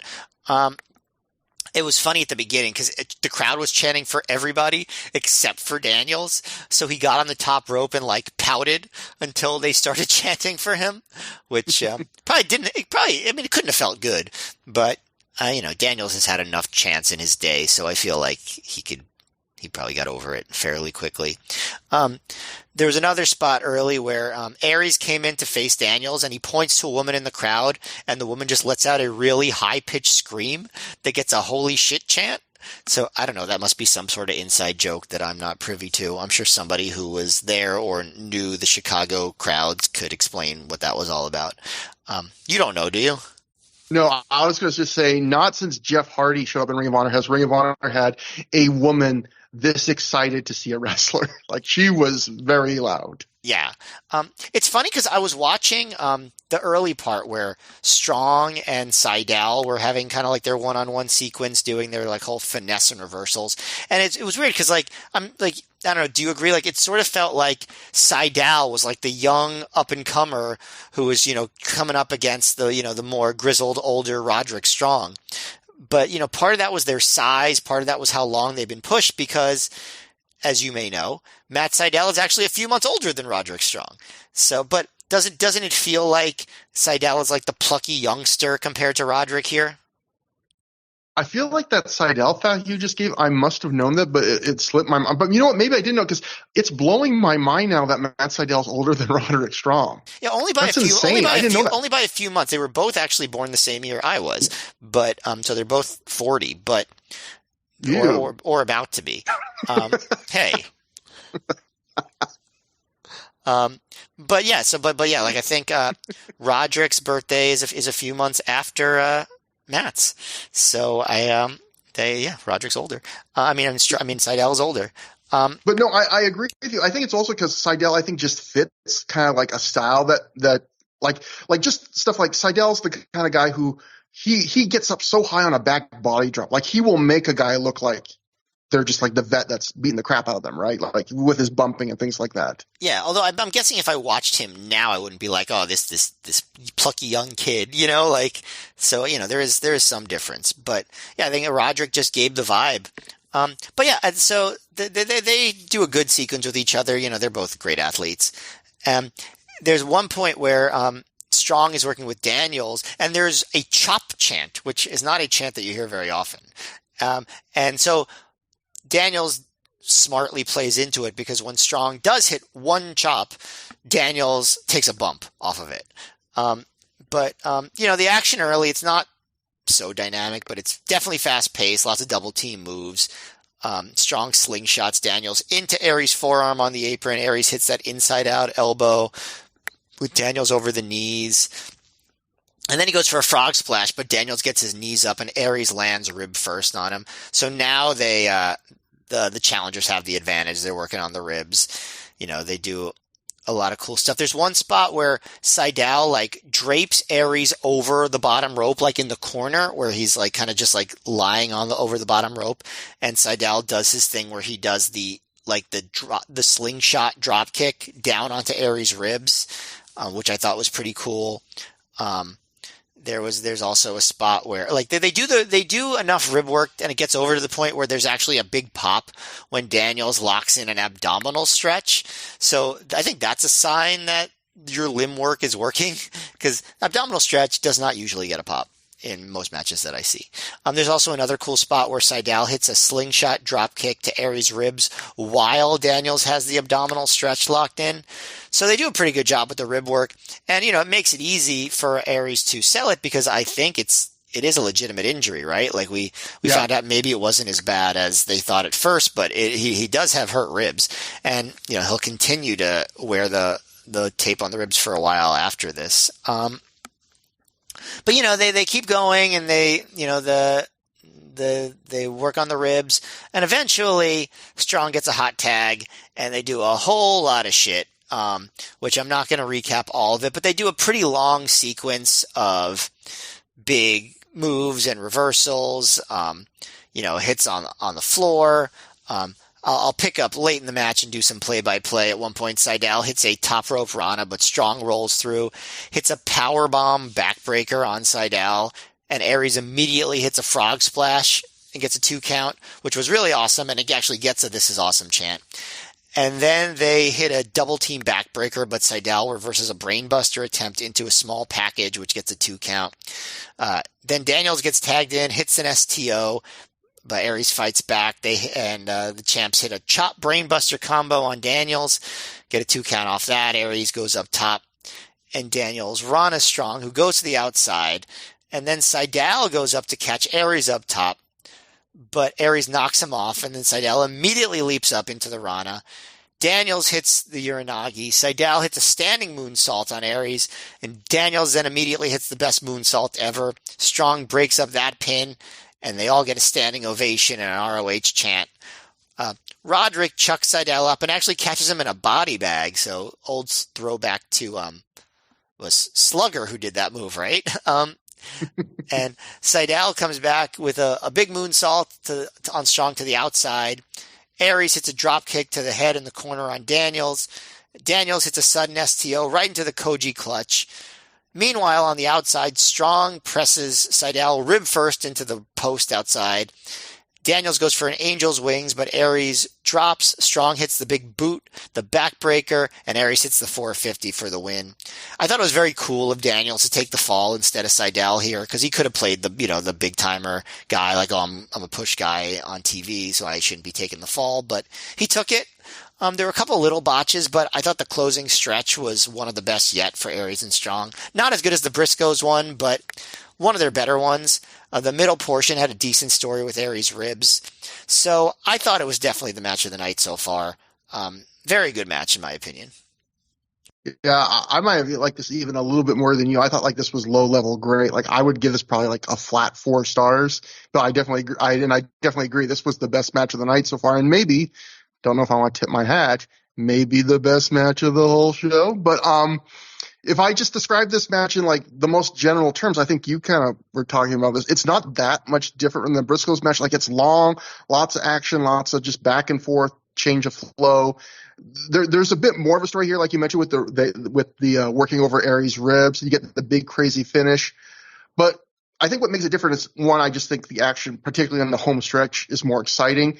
I think the crowd's more into this match for the most part. By the end, they're into it as much as they've been into anything on the show. I also think the mood for this match, it just feels light, but like in a positive way. Like not like they're not taking the match seriously, but just like it just feels like they're having a good time and they're in like a comfort zone. Like there's the stuff you mentioned, like Daniels playfully pouting until the crowd cheers him, or Aries pointing out like the screaming female fan, or even before the match starts, you can hear Aries and Strong are talking to each other about like Seidel wrestling them again, and you can hear Roddy say to Aries, he just likes getting his ass kicked, because like Aries is like, why does he keep wrestling us? And then Seidel says to them, it's about time I had something around my waist. You've got tape, I'll take the belt. So pointing at like Aries' taped up ribs. I just thought they're being goofy. It's like, they're having fun. And just the match, it felt like they were in like a real comfort zone, like real veteran performers in a comfort zone with each other. And I also thought there were, compared to like the Briscoes match, I just felt like this match had little moments of invention. And you've mentioned them, like as I watch wrestling at like a lot of the same company, you realize there's only so many moves wrestlers do. There's only so many stories to tell. And in a lot of matches, you're going to see a lot of the same stuff. I'm not asking for like completely new things, but just like a couple new spots or reacting to things at the moment. And I think this match gives you that, where like you mentioned the thing, like you mentioned a bunch of them, but like I noticed the one where like you mentioned with Daniels having someone in an abdominal stretch and Seidel doing that big outside in drop kick to pinpoint right to the ribs. Like just stuff like that. It's like, you don't see that in every match, because not every match are they working on the ribs. Not every match is at a tag match where you can do that. And there was cool little things like that. There was a spot where Roderick and Seidel are doing a double knuckle lock, and Roddy ends up like sitting on Seidel's arm, so they're pinned under his legs, and then he just lets go and slap Seidel in the face. Like just stuff like that. It's neat little things you don't see in every match, and this match has a whole I don't know if a whole bunch, it has a good 3/4 bunch of them, I would say, in this match. Little neat moments of invention or playing things up. There is that botch where Seidel and Daniels botch like that double team where it looks like Daniels is going to a tilt-a-whirl into like almost like a tombstone that I guess Seidel is supposed to grab the head on, and Seidel just completely whiffs on it, and so Daniels just left holding the guy. He's like, I guess I'll just have to slam him down on my own. And there is a moment I thought that was late, which was weird, where Strong hits Seidel with some move, and then Strong immediately rolls to the floor, and Seidel doesn't even sell for a second, and he just like runs to the top rope and then does a top rope dive onto Strong. And it's like there was like zero selling and almost like zero transition, like to the point where if it hadn't been so uninterrupted camera break, I would have thought there was like an edit there. It was so jarring how like, oh, you did this move, now I gotta do my move right now, quick. But how I would describe this match, I think, is I'm not a drinker, but I've heard people describe like drinks sometimes to go, oh, this is easy to drink. And I go, what the hell does that mean? And I think I get it here where I would say like, this is not the greatest match of your life. It's not going to be something in our match of the year contention. It's not going to be something that even really sticks in memories. But boy, I thought it was just easy to watch. Like it was pleasant the whole way through. It was like 22 minutes where every minute was enjoyable. It was fun action from beginning to end. I felt like the wrestlers were having a good time. Felt like the fans were having a good time. There's just like this lightness to it in a way. And I do think it was probably, I would say definitely the best Christopher Daniels ROH match since probably his match against Danielson in late 2005. I feel like one of the other, there might have only been one so far, other Daniels Seidel tags, he looked good in that too. Like maybe that's invigorated him a bit. I don't know. It'll be interesting to see how they play out. What was the other Daniels Seidel tag? I'll have to look it up. Give me a sec. But yeah, it'll be interesting. I don't have a lot of memory. It clearly slipped my memory because I thought this was the first one. I don't have a lot of memories of the Seidel Daniels tag run. I there's one spot in one match that's much later that I remember just because it was such a cool spot. But I really, in general, don't remember much about their tag run except they have they won the tag titles together, But so that was my excellent version of stalling, which I am almost done now. All right, yeah. So their first match against each other was against Irish Airborne at Time to Man Up. Yeah, at Time to Man Up. Yeah. Yeah, so that was their only other one so far, I think, yeah. This is the one that really made me think, oh yeah, it was smart of them to put these two together as a tag champs later in the year. Absolutely. And so this is also, I should mention, Seidel gets a bloody nose as the year of Generation Next members getting their noses busted open continues. We must be up to like 4 or 5 bloody noses from members of Generation Next in 2006 Ring of Honor. At least. Yeah. And then we also get another promo that does not make the DVD, which is interesting. Chris Vetter from the PW Torch Live Report wrote, Aries cut a promo after the match saying that they've beaten every tag team out there and have risen to icon status. Daniels grabbed the mic saying he didn't like the tone in Aries' voice. Don't let your success go to your head, Daniels said. They agreed to a match on October 28th. So like another promo to build up the October 28th show that they just for some reason decided to not put on the DVD. Was the October 28th match a singles match or a rematch of this? I do not remember. Guess we'll find out. Now that is a reason to stick around on. It's a singles match, I believe. Yeah, because Matt Seidel's in a singles match on that show, so it's gotta be. Gotcha. Yeah, it's Daniels Aries singles. Anyway, next we get an ad for the FIP Heatstroke 06 Night 2 show. On the last ROH DVD, they had an ad for Night 1, and I noted on that one how the highlight video was mostly just Bryan Danielson arguing with fans. This video is nothing but a few seconds of every single wrestler's ring entrance with no action at all, which I was like, that is a weird choice to make to like hype up, hey, do you want to buy this DVD? But to me, I guess that was kind of the pitch of a lot of FIP ROH fans, which was basically, hey, do you like Ring of Honor wrestlers? They're also here sometimes. Well, that's better. That's better than those montage videos in the early ROH DVDs that had everyone's entrance and also gave away all the finishes that aired right at the beginning of the DVD. Oh god, those were great. We had so much more stuff to make fun of back in those days. Yeah, the shows were so much funnier. Yeah. Now the fun is more just how awkward I get, or you taking us down a sitcom lane and doing a beautiful singing performance. It's only going to grow in appreciation as more people listen to it. Oh, of course. But ROH World, it's the main event. the Ring of Honor World Title Best 2 out of 3 Falls match. Bryan Danielson and Colt Cabana go to a 60-minute time limit draw, tied at 1 fall apiece. The falls would be Colt Cabana pinning Bryan Danielson via pinfall in only 5 minutes and 42 seconds after he hit the Colt 45, and then Bryan Danielson beating out the buzzer, pinning Colt Cabana in 59 minutes and 41 seconds using a small package. Matt, before I go over the match, we often love to reference Bryan Danielson, or I guess in this case, Daniel Bryan's book, Yes. And he has some interesting things to say, and particularly about this match. Do you have the section? If not, I can give it to you. But I do have it. Okay. Yes. I think this, sometimes we like to read it after the matches, but I feel like this one, it really frames the match well. So I think we should read it right off the top. Well, I think what happens here is very famous for anybody listening to this, so it's not really too much of a spoiler or anything. Yeah. So this is still in the same paragraph where he talked about the other 2 hour-long draws, and he goes, "The following night, I wrestled Colt Cabana in his hometown of Chicago, the third and most memorable of the 60-minute matches, but not necessarily because it was good.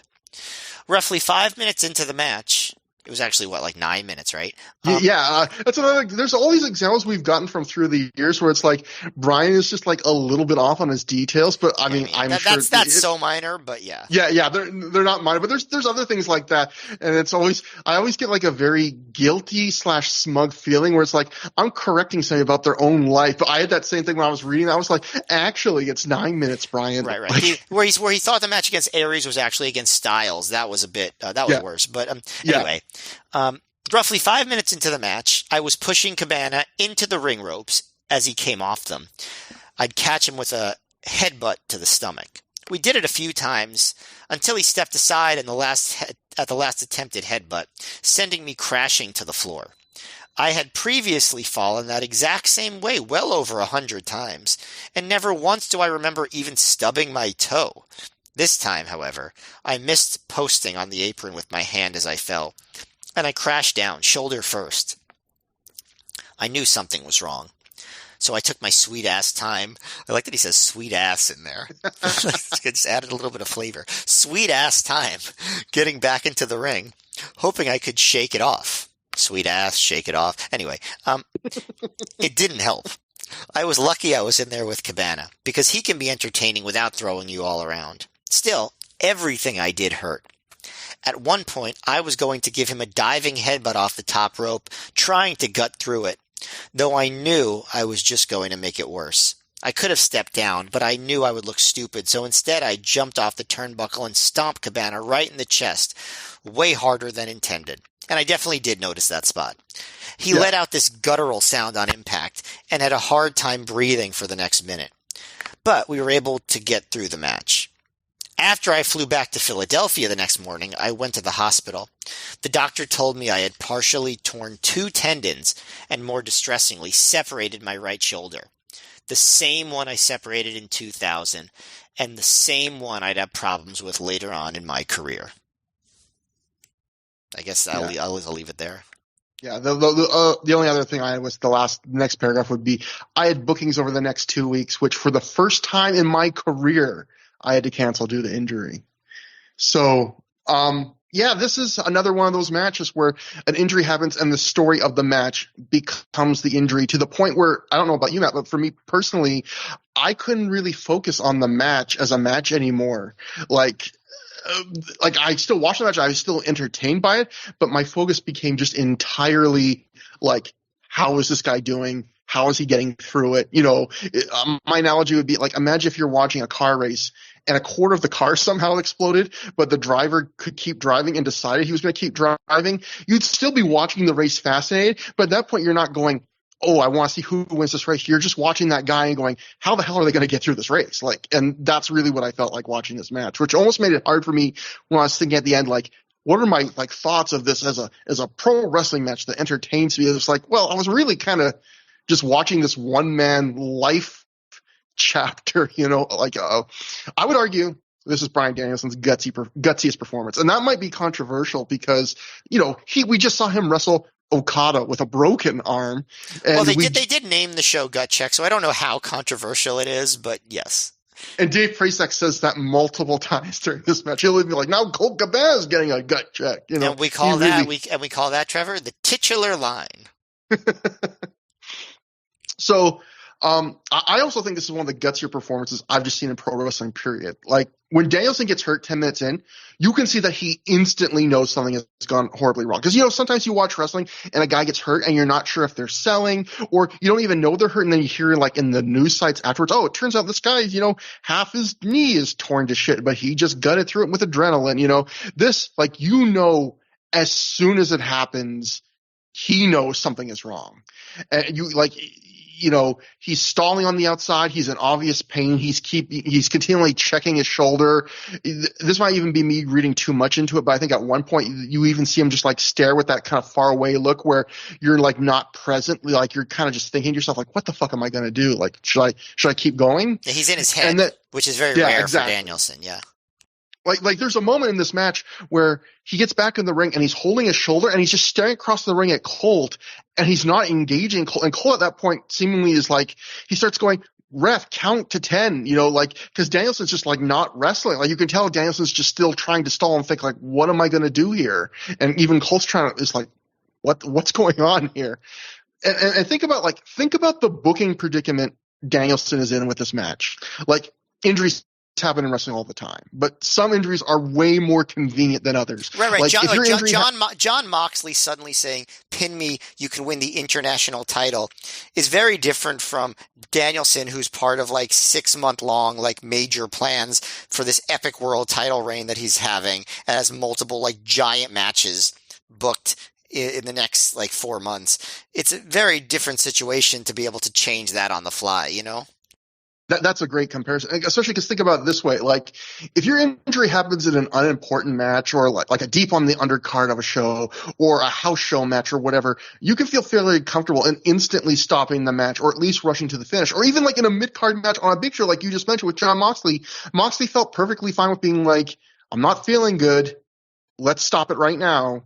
If the other guys on the show ahead of us after us have to add a minute or two to their matches, they might be thankful for that even. It's not going to be a huge deal. Now, compare that to this match. So, like, first off, Bryan's in the main event, and this is a DVD where his match is one of, if probably by far the main drawing card, I would say. Like, if this isn't a stacked card on the bottom, it's Danielson having a long match as the draw. Second, it's scheduled to go to an hour, which means not just an hour, it's scheduled to go to an hour-long time limit draw, which means that if this match goes early, like he can't end it early. He can't say, "Oh, just pin me, Colt," or "I'm going to pin you real quick and we'll just go home like 10 minutes in," because that's not the result. The result's supposed to be a draw to keep Colt strong, but to keep Danielson the champion. And the time limit is 60 minutes, which means he has to decide, if I'm going to stick through this, I have to wrestle another 50 minutes. And if I quit on this match, this isn't like, this is not just the main event. It's a main event that's an hour long, which means the whole last hour of this DVD is non-existent. And Gabe's going to have to think of something else to do because it's going to be a 2-hour show without this. So, like, just to get why I call this like one of the gutsiest performances ever is because of that time length. Like, think about, as we record this, Volador Jr. a week or two ago at the CMLL 90th anniversary show, he worked a match with like a horrible right shoulder injury, just like Bryan Danielson, and that everyone's talking about how incredible performance from him. He gutted it out, and I feel stupid comparing people because it's not. I don't mean to like lower anyone's achievement or how gutsy all this was, but I'm just pointing out that match was 13 and a half minutes. The Okada match where Danielson breaks his arm and finished the match, that whole match was 27:40, and the arm break didn't happen until like partway into the match. Not to discount Volador Jr. or 2023 Bryan Danielson. Those are also amazing and amazingly gutsy performances. But if you add the lengths of those two entire matches together, that's still only 40 minutes. Bryan works with like a serious injury he's going to need to take time off for. That's really debilitating for 50 minutes, 5-0. Those two matches combined plus another 10. And again, this isn't a match where like he works through it really, where you can tell it hurts, but he's doing everything. he is severely limited. Most of this match from that point on, he is holding his arm against his side like it's a broken wing, like he's a bird with a broken wing. And it's something openly acknowledged by commentary. He doesn't use his right arm almost at all until the final 10 minutes of the match. He's stalling at points, clearly trying to think about what the hell he's going to do. And when he does have to bump on like his right side a few times, you can tell how much it hurts him. There's that moment you described Danielson writing about in the book where he goes up to the top rope to do his top rope headbutt, and he decides as he's standing there, like, fuck, I don't want to land on my shoulder. And then he crushes Cabana like late stage Randy Savage when his hip was so bad he like started doing like shoot top rope elbow drops because he couldn't bear to like land on his hurt hip anymore. It affects everything he does. Like there's a moment not too long after he gets hurt where Colt is just trying to do like a very light nerve pinch to that shoulder, and you can see, Brian's pretty good about hiding spot calling. He instantly like turns and starts telling Colt, presumably like, please do not touch my shoulder, like immediately, like don't do that. And Colt does not go near the shoulder for the rest of the match, basically. But he does. I mean, but Colt, like you said, that early spot where like Colt does that, like where he pulls back both of Danielson's arms and like does the body scissors, like that was just insane to watch. Given knowing the injury, like God, and that Danielson didn't pass out in that moment is pretty incredible. Absolutely. And again, I have to feel like it stops right after this. But I have to feel like Brian probably told Colt, like, please, like, I know it's obvious that I'm hurt here, but you can't touch this because it hurts really bad. And I think of like the things he's gutted through, Brian Danielson, when he's in that much pain and that limited, how badly this must have been how bad this must have hurt him. And so, like in the final 10 minutes, Brian starts using the right arm again, not exclusively, but he starts throwing strikes with it again. I don't know if that's like the adrenaline kicking in or him going, it's only 10 minutes left, so I can start just doing it a bit more because I don't want to have to pace myself. Or if he just felt like for the finish, I have to start doing some bigger things, so I just going to have to bite the bullet. But I don't know if sometimes also, and I know I've experienced this. You have some sort of injury, and like you want to convince yourself that it's something you could just like shake off and like, oh, it's been a while, so it's like it feels better now, but like it really doesn't. But like your brain is trying to convince you that it's not as bad as you think, and I don't know. Like, can you relate to that? Yeah, there's definitely times where I sometimes have the opposite, which is like I'll get hurt and I'll almost be scared to test it because I'm scared to find out how badly hurt I am. Like you almost stop, like you sprain your ankle or something, you don't want to put weight on it because like how hurt is this? Like I don't know if I want to know this right now. I just want to sit down. Sometimes it's even happened to me when I've had like a bad cold where I've been like, I've been sick for 3 days. I'm definitely better now. I got to do some stuff, and then I try doing stuff, and I'm like, I'm actually not better. Yeah, especially like on injuries or even colds, like you might feel good for like an hour. So you're like, oh, it's definitely going away. And you're like, oh, that was just like a brief reprieve, I thought this was the end, but that was just like a blip of happiness and I am still really screwed up. So yeah, I completely get that. I feel like that the review of that I just went through, like that's the review of Brian Danielson as a human being. And this is just a crazy spectacle. As a match, before the final 20 minutes, I was prepared to say this was the worst 60-minute Danielson match we've seen and one of his worst title defenses. But after the last 20 minutes, I kind of want to put on the level of the Nigel match the night before, which is like a flawed match, but something I would call good. Not something I'd ever want to rewatch again. I don't think it's worth the time sink, but I enjoyed it enough. Right from the start, you can tell they're going long. They really leisurely pace. They milk it a lot. Then the first fall where Colt wins out of nowhere in like 5 minutes with the Colt 45, I thought was like a great little touch because the whole feud started with Colt being upset by Danielson and embarrassed in 5 minutes with a small package or just a flash pin. So I felt like Colt getting that fall back, I thought was a really nice touch. And then, of course, the Danielson injury changes everything. And from there, I would say this match does feel like the Nigel match the night before, where it's a lot of things don't really feel like they're building. It feels like a lot of we're just trying to think of things to do to fill time, which granted, they have a great excuse for that on this match because Danielson's really limited. And they kind of do that trick that we've talked about that they can do in long matches that they did with Brian and Joe, where you kind of treat it like 2 30-minute matches where the match is starting to ramp up around 30 minutes. Then they have it where they fake an injury to Colt, and then Danielson slows the match back down and works on it, so it's almost like 2 30-minute matches. But really, I thought the first 4 match, I was like, this is not bad, but this isn't that entertaining. And then they go outside for 10 minutes. And the match gets pretty crazy at those 10 minutes. There's like chair throwing, spots on the floor, like getting a technical floor. It's like 10 minutes where they brawl all around the building. And it's not like the absolute best or craziest crowd brawl you've ever seen, but it's entertaining enough. It's crazy enough. It kind of breaks up the monotony of the match. It's pretty good. And then the final 10 minutes they go in, and once they get back in the ring, they decide, they decide, okay, let's just start doing our bigger spots. And I thought those last 20 minutes really raised the match up to a match where I was like, this is really kind of not doing it for me. It's not bad, but it's just so long and so monotonous. And I felt that really raised it up to, it's a good 60-minute match. But again, to me, you watch this match one time in your life just to see how gutsy Bryan Danielson is. So I don't think it should be surprising to anybody that I thought that, this match was hurt a lot by Danielson's injury. But I think the part that actually surprised me the most was how much I really enjoyed that final sequence.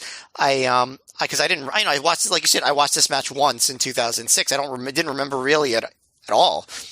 It's kind of hard to watch in some ways, but like that first 15 minutes after Danielson gets hurt, he's not himself. He doesn't know what to do. He's like, he's just kind of like, sometimes you said, like staring off into space almost. Like he doesn't even I don't know. He just seems like he's in another world. Like he almost seems concussed, although I know he's not. I know he's just very distracted. But then about 25 minutes in, he starts waking up a little bit, he starts doing his quote sexy party, hip swivel. He's starting to get his personality back, even though he grimaces through the pain. And I think once he gets his personality back and he starts working on Colt's leg and stuff, I think the match starts to pick up a little bit.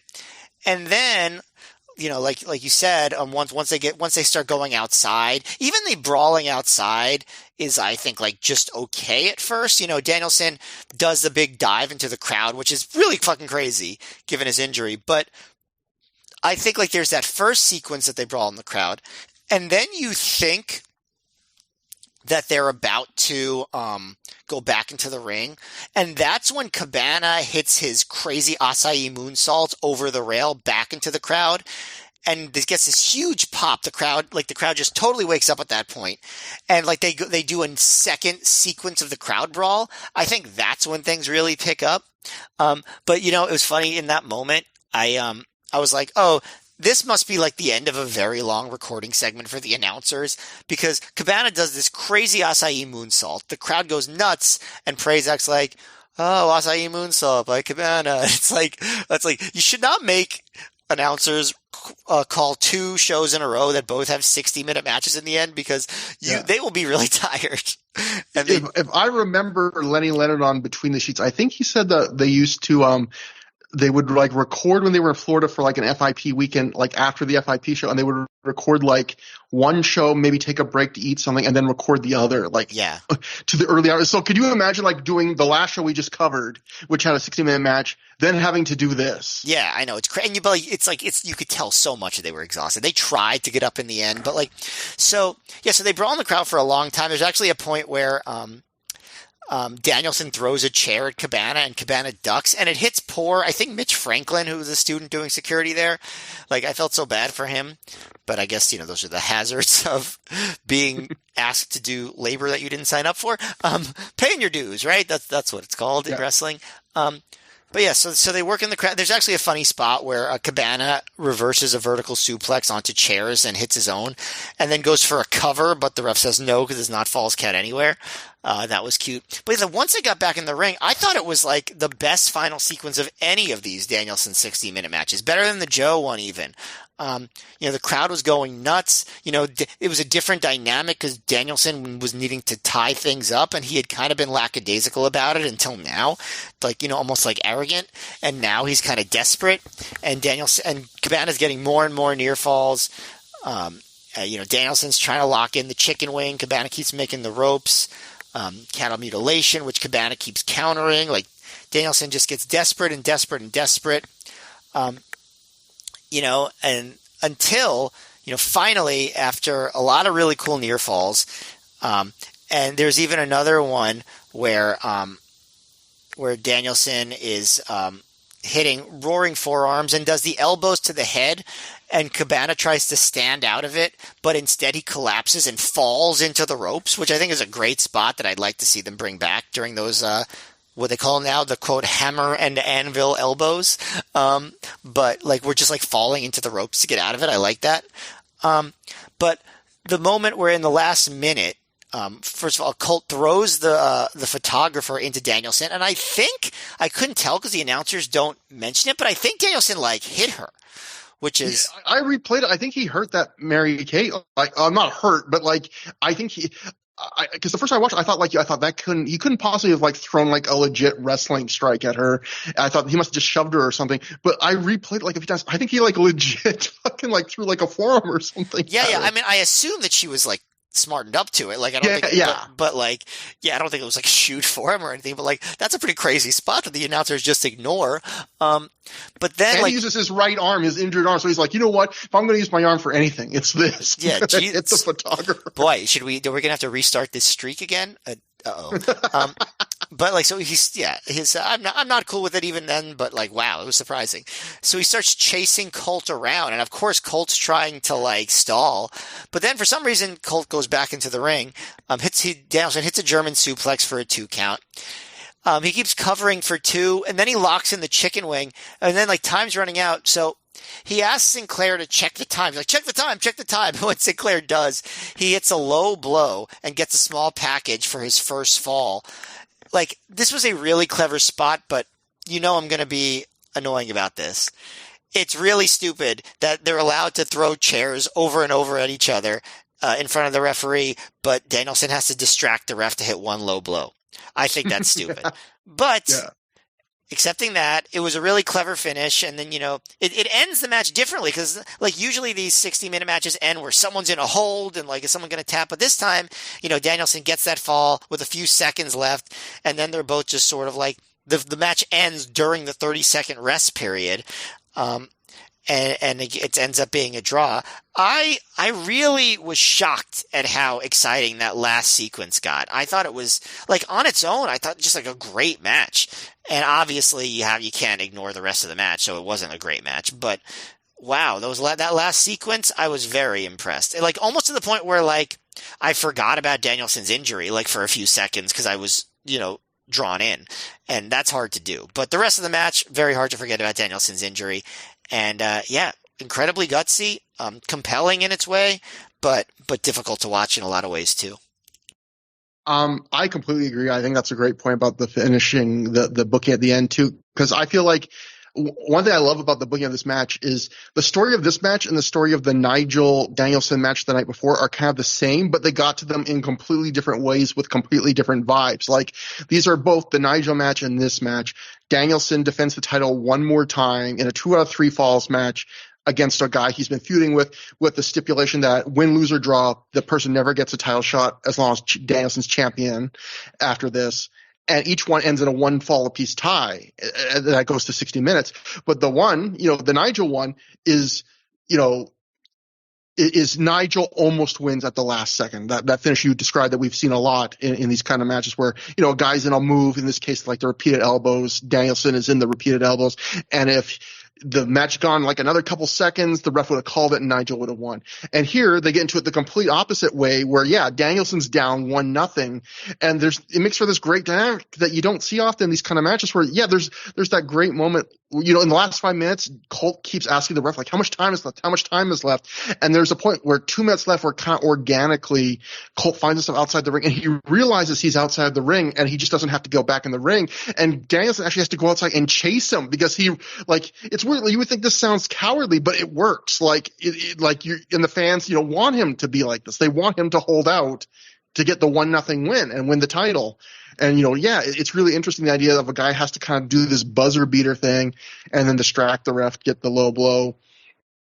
So and one thing I want to ask you, Matt, is in praising how Bryan Danielson has had a great year in his top end matches, we both, as two of the charter members of the Bryan Danielson Appreciation Society, like we know how great a year he's had this year. We know how great he is in general. I mean, a few times I've mentioned how like some of his best matches this year are as good as like anything he's ever done, and how I've said like the 60-minute match with MJF is like better than any 60-minute match he had in Ring of Honor. And I had a couple people say, when I was bringing this stuff up, I had one or two people reply to me and go, you must have never seen a Ring of Honor match if you think this stuff is good as Ring of Honor stuff, which is pretty funny. But like, I would say, like, in my opinion, we've now rewatched every single 60-minute Bryan Danielson match, or longer than 60 minutes in ROH. Like, that MJF match is better than all of them by like noticeable amount, right? I mean, like I'm not crazy. I'm the wrong guy to ask, because like I'm the high vote on that match, I think, in period. Like, to me, that's like up there with the greatest matches I've ever seen in my entire life. That MJF match, in my opinion, like on the very short list of greatest matches I've ever seen. Period.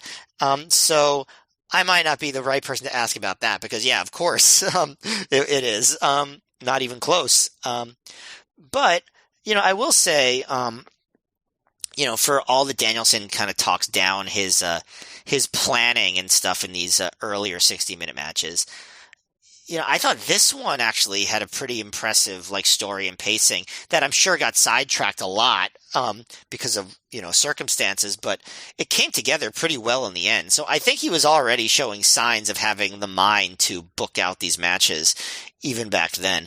I could see this if this had, if Danielson hadn't gotten hurt and this had all come together the way that he wanted to. I could have seen this. This could have been a great match, like a really great match, because I thought that last like 15 minutes was really great. And I so anyway, yes. Bryan Danielson's matches were in 2023. I'd say in terms of consistency, even though it didn't have the volume, in terms of consistency, as good as I'd say any year he's ever had. But that's not to take away anything from what we've seen in 2006.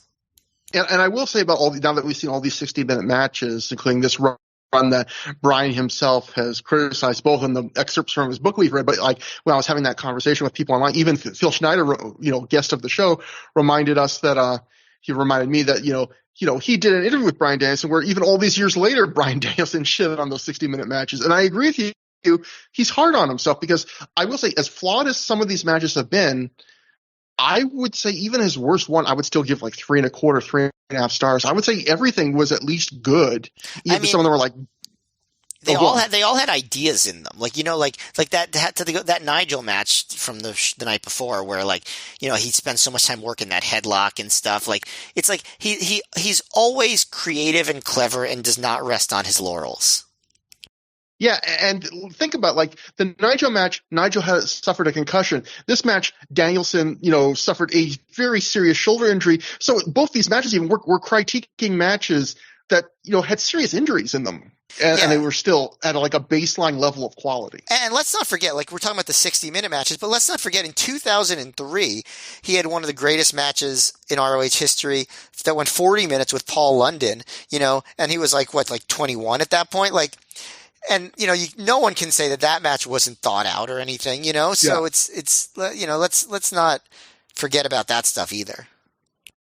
So I'm just looking at my notes because there's so many things that happened in this match. I'm just trying to pick out if there's anything else that was interesting to bring up.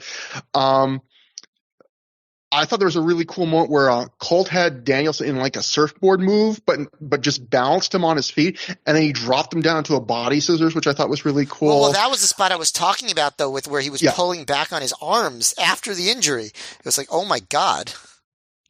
Yeah, and Prazak obviously said gut check a lot. This is a real gut check, definite gut check for Bryan Danielson. There was a same old shit chant for Bryan Danielson, and then a different segment of the crowd followed that up with a chant of "It still works," which has another one to add to the pantheon of geekiest chants. A supportive chant, but it still works as a chant. It's what some excited 50-year-old says after he has sex for the first time in a very long time. He's so relieved that he has to chant about it. I'm getting to that point. You can hear the time is marching on all of us, Matt. But there's a great moment where so when Danielson does the big dive into the crowd, you can hear a little kid adorably say, "Bryan Danielson, you rule!" And I just wrote my notes. I have to tell everyone that kid was not me. Because that was just that's the way I feel like I am on all these podcasts. And then at that point where Bryan's in the crowd, what if it was MJF? He definitely would have referenced that in a promo, put it on a T-shirt. So at this point, Bryan then takes somebody's camera and then takes a picture of Colt and then hands it back to the fan. And it's like one of those old yellow disposable cheap cameras. And I just thought, nothing makes me feel older than seeing that, because I have to think there's young fans that go, that's a weird looking phone. It's it's not a phone. You used to have a separate box for a camera. It was such a weird blast from the past, even though this match isn't that old, to see one of those cheapy yellow disposable cameras that he got. And some fan somewhere has a picture that Bryan Danielson took during that match, which is crazy. Now see here quick. I was trying to see if there's any other notes. There was that great moment where Bryan sets up the table. He drives Colt's knee out, and then he puts Colt on the table, and everyone thinks he's going to put Colt through the table, and then he flips the crowd off, and you never see a guy go through the table. So that is dedication to the thing where you tease it and you never deliver it. That is the ultimate FU. Yeah, that's about it. So let's get to the story of the arm, the shoulder. Actually, there's a bunch of reporting on this, and I thought it was interesting. Where let's go to the Figure 4 Weekly, where Brian Alvarez is the one reporter who messed this up, because Brian Alvarez wrote after this match, quote, "Bryan Danielson suffered a shoulder injury during the match and missed the show the next day, but we'll be fine." And then, now let's go over all the other reporting. The PW Torch wrote, Danielson was forced to cancel his booking for the next day in Buffalo, New York for another promotion due to the injury. And like we mentioned in Brian's book, he said that was the first time he had ever had to cancel an injury, which is crazy when you consider the fact that he had already had a ton of concussions, another serious shoulder injury, all this stuff. Then the Observer would write, Bryan Danielson was diagnosed with 2 muscle tears in his shoulder, and he may have a pec tear as well. He was recommended to get surgery, but when he asked, was also told he could avoid surgery and do extensive physical therapy. Danielson asked if he could wrestle and was told it wouldn't be a good idea, but he would not tell him 100% not to wrestle. Basically, Danielson will not work the September 15th show in East Windsor, Connecticut, where he was scheduled to defend their ROH title against Austin Aries. He will work the September 16th show at the Manhattan Center against Kenta. Danielson is saying he will wrestle on a limited basis while doing physical therapy, even though his doctor told him he would worsen his tears by wrestling before he's healed, which would guarantee him needing surgery. Then the next week, Dave wrote a follow-up. There's nothing really new regarding Bryan Danielson that wasn't reported last week. He's working that show. It is not certain if he has a partial pec tear, but he does have 2 shoulder tears. Best case scenario is he'll continue working and work some easy quote-unquote matches, tag matches and the like, and some hard matches, as opposed to almost all hard matches while he rehabs the tears. Worst case scenario is that his body won't hold up in the Kenta match and he gets surgery and is out a few months. And then the Torch wrote, Bryan Danielson's doctor recommended Danielson get surgery, which would have required Danielson to miss at least 3 months of in-ring action. The other option presented to Danielson was physical therapy, which would heal the injuries and be an alternative to surgery. His scheduled match with Austin Aries for September 15th in East Windsor has been canceled as well. Danielson was told by his doctor that his wrestling could worsen the tears in his shoulder and force him to have immediate surgery. Danielson also learned from his doctor that his shoulder injury is not career-threatening, so he is not risking his career by working through this injury. So for all those who know your history, obviously Danielson basically does what Whitmer just finished doing on this show, which is he knows he's going to have to take time off sooner or later, but he's going to try and gut through the big stuff they have planned for the next few months, and he will. But think how crazy. I also don't think he ever had that surgery. I think even after he took his time off in 2007, I think he just rested up and did therapy. I'm not positive about that, but that's my memory anyway. Yeah, and think how crazy it is too, where we all know how Gabe Sapolsky, a lot of wrestlers, is legendary for his tantrums and how stressed out he would get for booking changes. Think about how all the plans he has for Danielson imagine he gets hurt right before the Kenta match. You still got to have the big final battle match with Homicide. You got the Joe feud isn't over yet. And think about that one thing I just read in that Torch thing, which is, or in one of those news stories, which is that the injury could worsen and require immediate surgery at any time. So if you're like Gabe and Danielson, you're thinking, well, maybe you can get through with this, but on any given match during this next few months, he could have like just torn it even worse to the point where it's like, well, you can't wrestle even if you want to. Like how stressful that must have been, where all of this, and yet to their credit or to their insanity, they did not like try and move up anything. You know, they kind of just keep to the schedule. And it's funny because I don't know, just like my mindset at the time, for whatever reason, I never doubted that Danielson would work the final battle and drop it to Homicide. Like even like that was like once I knew he was going to like wrestle at least through the Kenta match, I was like, all right, yeah, he's just sticking around till final battle. And the Austin Aries Danielson match, it does eventually happen, but a weird jinx because Aries was supposed to wrestle him on that match on night 2 of the UK tour. Aries hurts his ribs bad. It gets rescheduled for the show after this one. Danielson wrecks his shoulder, so it has to get rescheduled again. So that's an oddly cursed match there. But after the match, Bobby Cruz announces Danielson as Mr. Small Package Bryan Danielson, so that's really taken hold. Crowd chants bullshit.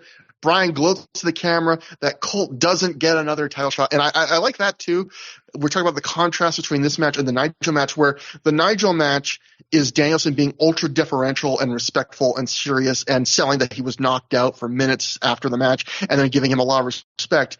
And here, again, it's night and day difference. It's really smarmy, dickish Danielson who's just gloating like, you know, I don't ever have to wrestle this guy again now. You know, I can get out of here. So I like how different these two very similar matches they managed to make them. Colt is left alone in the ring. He gets chants from the crowd. We follow Colt back to the entrance with him telling the fans he's sorry for losing, which I felt kind of bad. I was like, because instead of being angry that Bryan screwed him, he's just like, I'm sorry, guys. You know, like I let you down. I'm like, aw, Colt. So we end with a still shot of Daniel. He also did not lose, for the record. Yeah, it's a draw. I mean, he did not win the title as he promised. Yes. But he was seconds away from winning the title. But yeah, technically, yeah, it's his best result against Danielson ever so far. He did not lose to him. But we end with a still shot of Danielson's shoulder injuring tumble to the floor, which I will probably make the image for the show because it's the big story of the show, and it's Danielson just going like straight vertical down once he gets past the ropes. It's also very easy. It's also easy to take a screen grab of a still, so that makes it easy too. That you know me well. We get a voiceover that isn't Gabe's for once that tells us that Bryan Danielson suffered a painful and debilitating shoulder injury approximately 9 minutes into the match. Bryan was told he has 2 torn tendons in his shoulder and a possible torn muscle in his chest. Danielson was told by doctors that he needs immediate surgery, and ROH just told him they would not strip him of the title as he recovers, but instead Bryan has informed ROH that he will wrestle through the injury and take on Kenta as scheduled in Manhattan. So you get your big tease for the next show. And Matt, that was Gut Check. What'd you think about this show?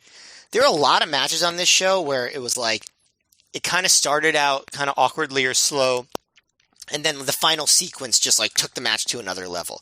I can think of 3 matches on this show that had that. And the main event like had that times 1,000. So that's like what I'll remember about this show in terms of match quality. It's like these final few minutes like really elevating these matches.